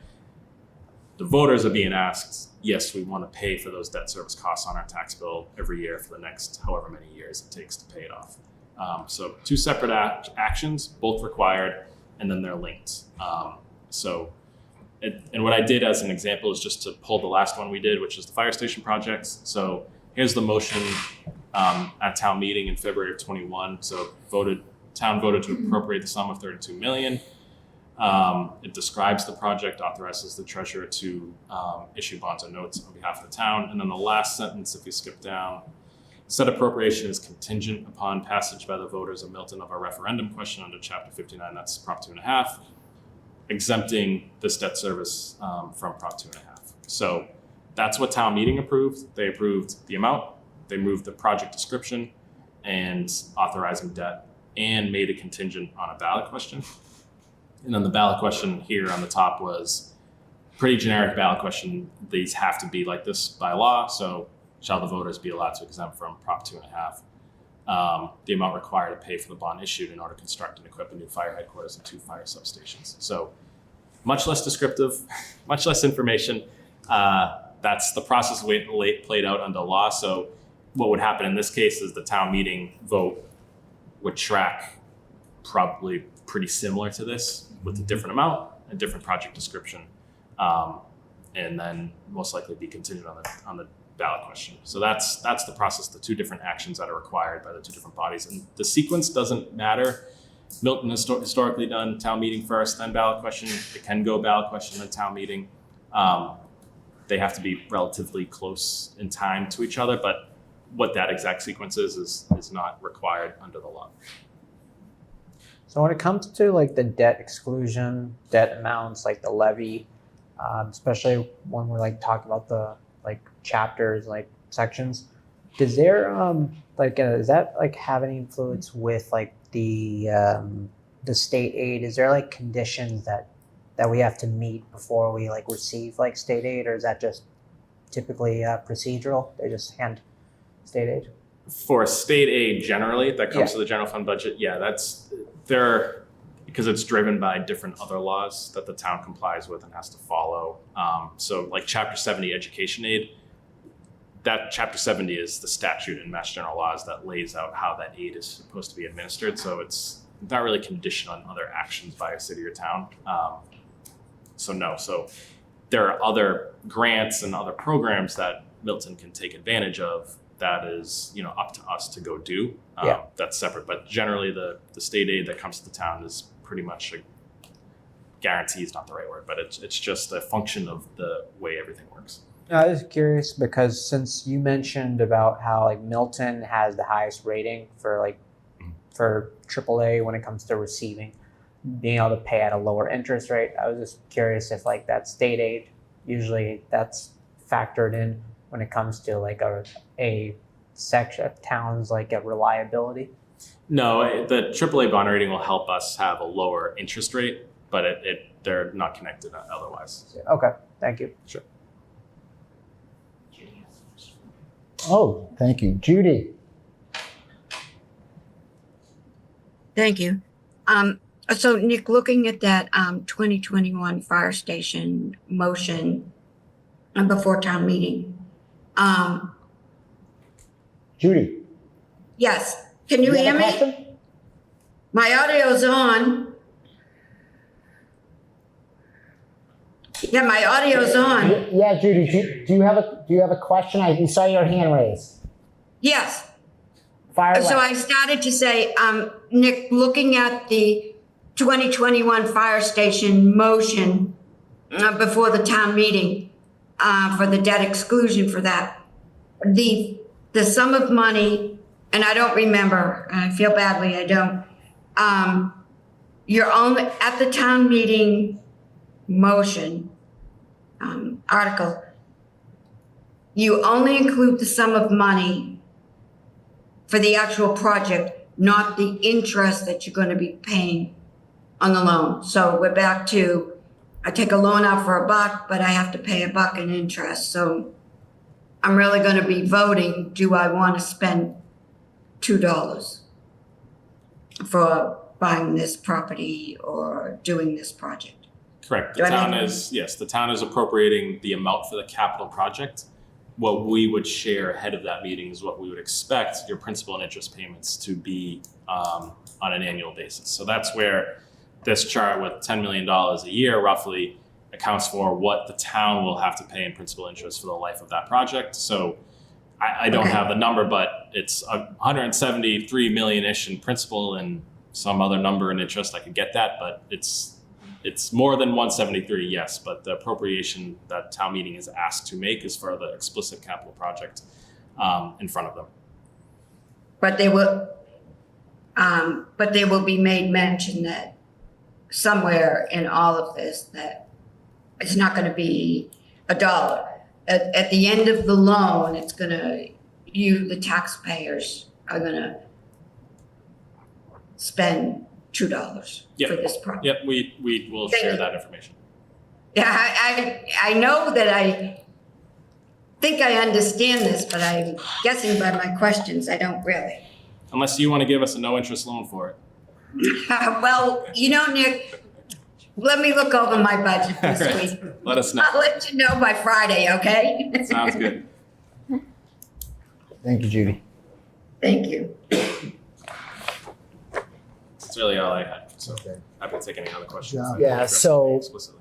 Ms. Milano, I really want to thank you for all that information. And I know we kind of were hitting you with questions during your presentation. Probably maybe kind of a good way to do it, I guess, while the issue's hot. Does anybody have any other general questions about the 2025 budget, the process that both you and Amy undertake in putting together the budgetary articles in the warrant? Is there anything that, if anybody has any questions to that? Right? I do have a question. I mean, I'm kind of wondering what the process is. Like, does the select board say we want to do this, we vote on this? Like, if they had voted on the school, then would we be now, does it go to them first, then to us, then to the town meeting? That's how it Yes. works. Okay. So, there will be an article proposed for whatever, and it's voted on by the select board. It comes to the warrant committee. We comment on it, discuss it, Right. and we relay those comments to the town in the warrant. So we're Concerning how, as the unelected 15 people from the town, from various precincts, what we think about this. That's obviously then voted on at town meeting. I know sometimes we get things that we've discussed before the select board has voted on it. I think that's happened before, but Yeah, I think just in terms of the school project, that would, emanate through school building committee and the select board and arrive to the warrant committee. In terms of the budget, we'll provide you a budget. One of the jobs in the special law that gives me my duties and otherwise is to prepare a budget that is balanced, that would be delivered to the warrant committee. So I intend to do that, and we'll have that with you. I think the goal would be to have, consensus among boards and committees and towns that this is the right budget for the town, and we'd want to work towards that. There might be different perspectives that we have to work through, or maybe we just can't reach an agreement on, but I think the goal would be to be collaborative. I'll deliver a budget, but we'll want to work towards, getting to a place where the warrant committee supports it, school committee supports it, select board supports it, so that we're going to town meeting kind of prepared for that and ready to go. But that's not necessarily, it has to be that way, but I think that's operationally would be the best way to operate if we can, to kind of operate by consensus. But disagreements happen, and that's okay too, especially when we're talking about operating overrides and school projects. I think in terms of the budget, we'd want to work to have everybody on the same page, at least at what we're spending where and why. That's the Hurley amendment. Is that the? That's how we plan for the fire station anyway, for now. Not for the schools. Jay, do you have any follow-up to that? I don't think I do, except to say that, I mean, I don't know what you're thinking for how long tonight, except to say that I think this has been a good conversation, and I'd like to continue at another meeting.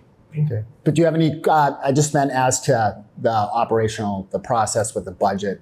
Yeah, I don't. Just, I don't know, just for the new members, if there's Again, anything that you can. I mean, there's the eternal question, which I don't think we'll answer, and I don't know if we have answered in the past couple of years, which is Mr. Milano is going to present us with a balanced budget. And we then recommend a budget to town meeting. You know, maybe Mr. Milano says the library budget should be $5 million. In what circumstances should we as the warrant committee say, no, it shouldn't be $5 million, it should be $5.1 million, it should be 4.9. And I don't know, you know, it's an open-ended question. I don't know that we've ever decided for ourselves when we should make a change to this. Except that Mr. Milano just made a very good point, which is we can make a change. We can say, oh, Mr. Milano recommended $5 million. And then just to clarify, we recommend a budget to town meeting. So we might recommend to town meeting, no, we think he's wrong. We recommend to town meeting $5.1 million. What Mr. Milano said is, it works best when the warrant committee and the select board and the school committee, if they're so involved, all agree. So we can sort of veto them and say, we don't care what you want, we want to change it this way. This is not, yeah, this question is very open-ended, will require a lot of thought. And maybe, you know, one answer might be time. You know, in the past couple of years, for one reason or other, we've started looking at budgets pretty late in the process. And if we did say, the library budget should be a little bit higher, we're up against it. We've got to close the warrant so it can be printed in time. So if we're having these discussions 1 month, 2 months, 3 months earlier than we have in previous years, that might lead to, we have a different opinion than Mr. Milano on this budget. Let's talk to the select board. Let's talk to Mr. Milano on this next. Great thing to think about. No, I think I- we should discuss, you know, moving forward, I think. I agree. I think it's a great point, and I agree. The biggest issue is if all we're talking about is a delta or increases to the prior year's budget, that assumes that the underlying baseline budget is correct, and then from time to time we need to dig into that and make sure that those underlying pieces are what we think are fiscally responsible. In addition to the proposed changes. So I'm all for it. I don't like wasting money. Anybody have anything else for Mr. Milano? I have a question. Sure. Sorry. Before he leaves. And Amy might even be able to shed some light. So I sat in on the school committee finance subcommittee meeting. Well, I usually sit in on them. And their budget was set. Their actual expenditures came in much higher, to the tune of $3+ million. And they were able to take it out of reserves. What will happen? Like, will they need to re-reserve all of that now? Because they just lowered the reserves by $3.5 million? I think just generally, I'll let Amy speak to it more. You can't build up reserves like that, so it's going to take time. I think is the only way to put it.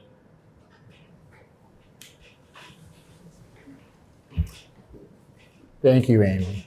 Yeah, so first of all, I don't want to speak on behalf of the schools, but it's my understanding from conversations with Katie Blake, who's the new assistant superintendent for business, and from what I know when I was up there. When they say reserves, it's not the same as when we talk about reserves like stabilization. So by reserves, they're hitting some of their revolving funds. So for instance, they have revolving funds from when they rent out the school auditorium or the school gym, and that goes into a revolving fund. And it's applicable that maybe we're gonna charge more of the building maintenance to that fund this year to help absorb some of the overage. And then they have, their biggest piece is what's called circuit breaker, which relates to special education. So if Milton Public Schools spends X dollars on special ed, we apply for circuit breaker reimbursement of those costs. We don't get 100% back, but they'll get a percentage which can range from, it's not like 90%, it's more like maybe 60%, 70%, something like that. But there's a time lag from when we get it. So when they speak about reserves related to that, it's, we would always, or not we, but you would, your goal would be to leave some of that in the circuit breaker revolving fund for unexpected things such as what just happened. We were able to do that for as long as I've been involved with the town without completely emptying it out. And it will be replenished when we get reimbursements for expenses from prior year that haven't been reimbursed yet. That makes sense, but it's gonna take a while to build it back up to where it was. So it's definitely, they won't have the flexibility that they've had the next year because there won't be as much in there because more of it was depleted. Does that answer does. the Well, I was question? like, oh my gosh, are we gonna have to? But I would definitely recommend you call Katie I was Blake and in have that touch. I was conversation in because touch. Nick and I don't wanna Oh, no, and speak I'm for not. them, and that's just my basic understanding. Well, from And even being though I was there 2 years to understand school finance is a very short period. Well, So- and she actually brought up on the call that a policy they might want to have is to be able to reserve 2 to 4% of their operating budget. Just as a line item in the fund, in their budget. But she's really, She seems, she's it. great, She's got it, yeah. my interaction with her so far, and she has a long experience of working in Massachusetts public schools in the business role, so she could definitely answer it better than I. well, I just thought of it when I was Yeah. thinking about the 4.6 and oh my gosh. Yeah, so I hadn't heard that big of a number, but. Okay. Thank you both. Just, I said, open door, please. If you have questions, feel free to reach out. We're happy to chat. My wife is pregnant and expecting September 23rd-ish. So either before then or a few weeks thereafter that, that there'll be a few weeks where I will be a little bit harder to track down. But no, if you want to pop in, please do so. And look forward to working with all of you over the next several months here. Congrats. Thank you. Nick, thank you so much for coming here, taking the time to meet with us on these some of the elementary issues. Amy, thank you for accompanying him and offering the additional words. Super good. Thank you very much. Thank you. Thank you. Thanks. Okay, so warrant committee members, we've had questions here. We've also, I guess, maybe had a quasi discussion. I'm mindful of time, but is there anything anybody would like to mention, just concerned about maybe the boatload of information that we've heard tonight? I know I'll probably have to go back and look at it and think about it, but is there anything that anybody would like to mention just regarding what we heard, a surprise, frustration? No? Jay? I'll just mention something that I sort of talked about at our last meeting, which is I've looked at a couple successful overrides in other towns. And some of them had a very deliberate, very, I'll say long process. They studied their budgets for a year, 2 years, more, and then they presented an override. And that's may not be feasible here, but we have depending on when we might go for an override, we have either 6 months or 18 months till the town could be voting on an override. And I would love to see it, us, when I say us, I mean the whole town, I'm not sure who, get into a deliberate process like that, discuss where the town's finances are publicly, discuss, where we're going, how an override would work not only the first year, but as Mr. Milano said, the first year and subsequent years after that. If we're going to be voting on this 18 months from now, I'd like to start it now. If we're going to be voting on it 6 months from now, I'd like to start it yesterday, but we can't. So I'm sort of throwing out there, what role should the Warrant Committee play in this? And what do you think, Jay? Why don't you tell us? I think I'd say somebody should be running with it. And I think that somebody certainly could be us. And if, unless Mr. Milano comes to us tomorrow and says, I've got these public meetings set up for the next 6 months, I think we could,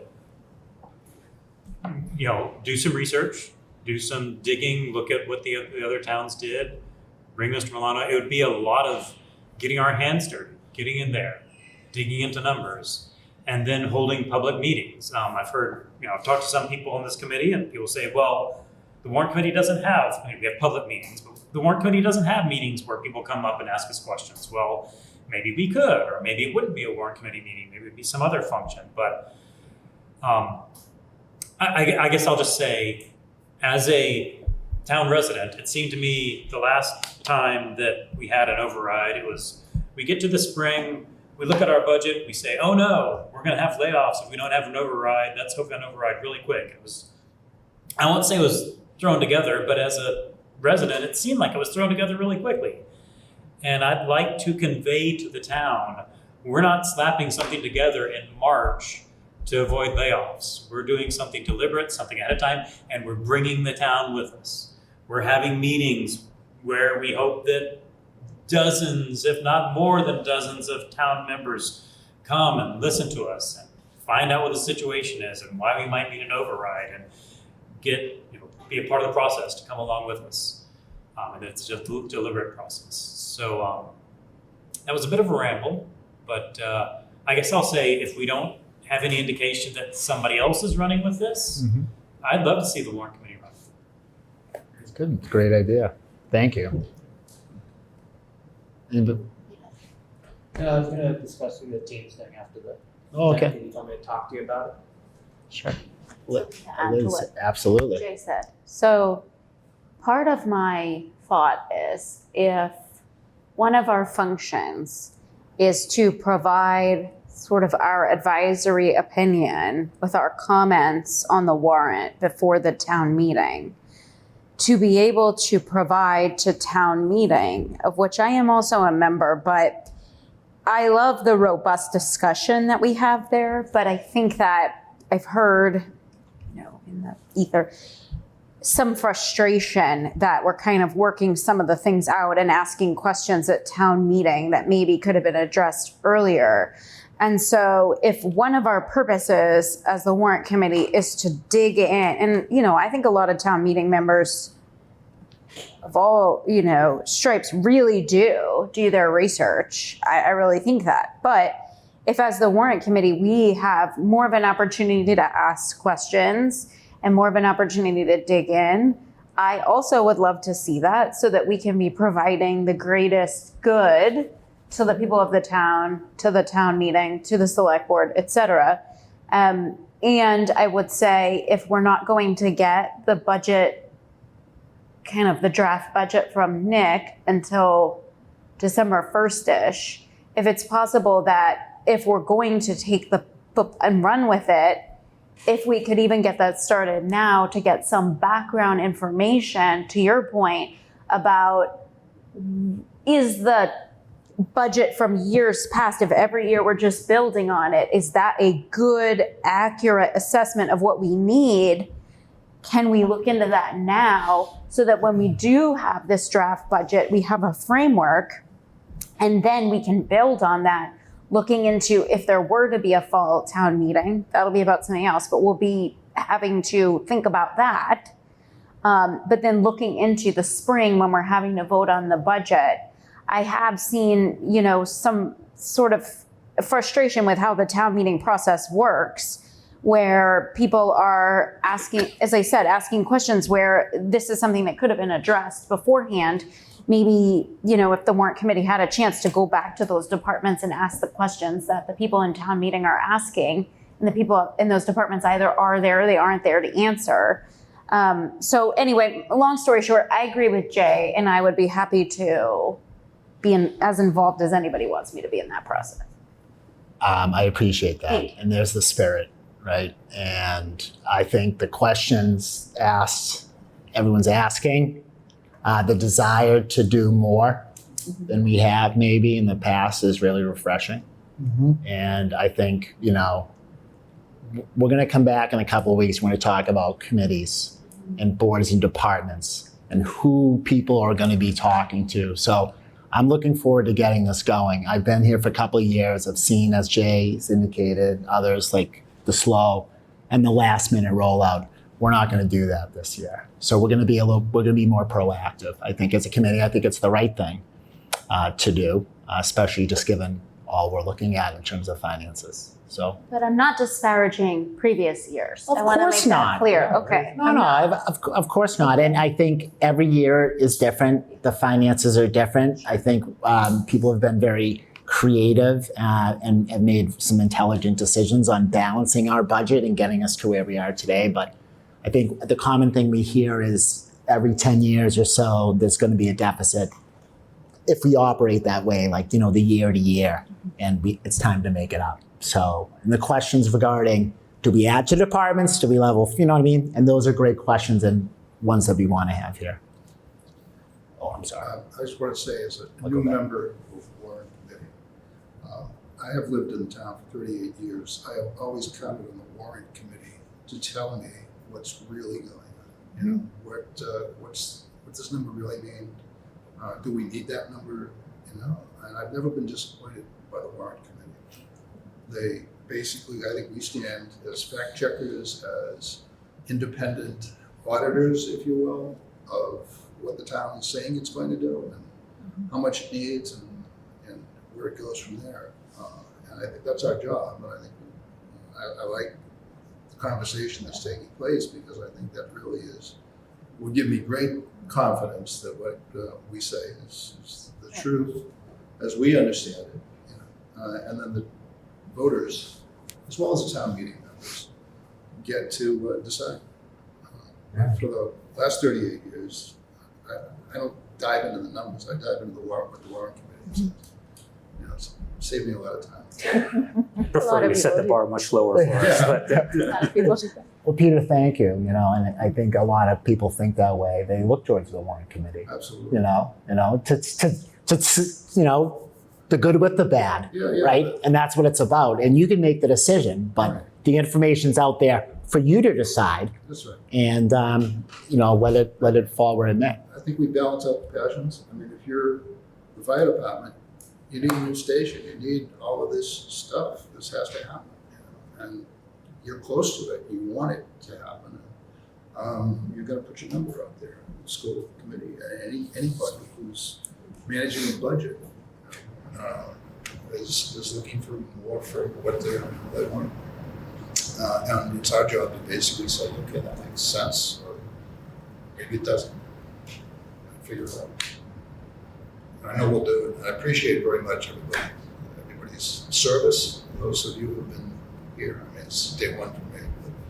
But, I'm very impressed by what I see. I'm very impressed by Mr. Milano that you represent. And go Milton.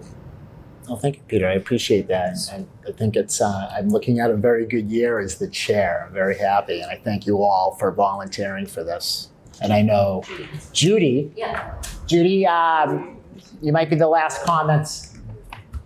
Sort of veering off of the discussion of budgets a little bit. Earlier in the meeting, you mentioned you were going to set up a sort of a phone alert. And I'm wondering if that'll be just by text. You're going to do texting. Maybe I heard wrong. No, so Judy, can you explain that? I want to make sure people are checking their emails. If those feel, they need like a prompting or an alert that something's going on, I'm more than happy to do some type of phone tree or a text list, but like that's to be limited. There's like, it's not a thread to discuss the goings on in the town. Right, so I'm it'll just hesitant be, to- oh, by the way, everyone, don't forget, we have a meeting next Tuesday. Basically. Okay, thank you. Does anybody have any other thoughts or concerns regarding the budget, our process, or what our future holds? No one, okay. The last thing on our agenda was minutes. Now, hearing that people did not maybe receive the minutes, I want everybody to receive them because emails aren't set up. I'm going to remove this from the agenda this evening. Please take a look at them. I know new members, you can abstain. If you want to go back and look at the meetings, look at the minutes. Karen Bosworth does a marvelous job. Lori is a very close checker also with Karen, who goes back, takes notes, and then also watches the meeting. So she does a great job, but I'm going to take this off. We're going to resend them out again prior to our next meeting. If you go, I'll just take a look. And I'll put it back on the agenda. We'll take action on it then. I would like to get those meetings out before we get going so the public can see them. Big minutes are a big deal. Yes, Judy. If I may. Sure. And we did this last year and the year before and whatever else. If you were not a member of the Warrant Committee for the dates of those meetings, you can't vote on them. So new members didn't come on board until July 9th. And all of those minutes are prior meetings to July 9th. So only returning members who were actually a part of the Warrant Committee during that time frame can vote on the minutes. It's just sort of a procedural notation here that has to be perhaps understood by all the present members. Sure, Judy. Those new members can abstain and not vote on those minutes. And those who were present, upon your review of them, Judy, right? And then we can have the vote the next meeting. So, does that sound good, everybody? Wonderful. Okay, so I'm a motion from somebody. Motion to adjourn. Second? Second. This meeting is adjourned. Thank you, everybody. Thank you, public. Appreciate you watching. Sorry.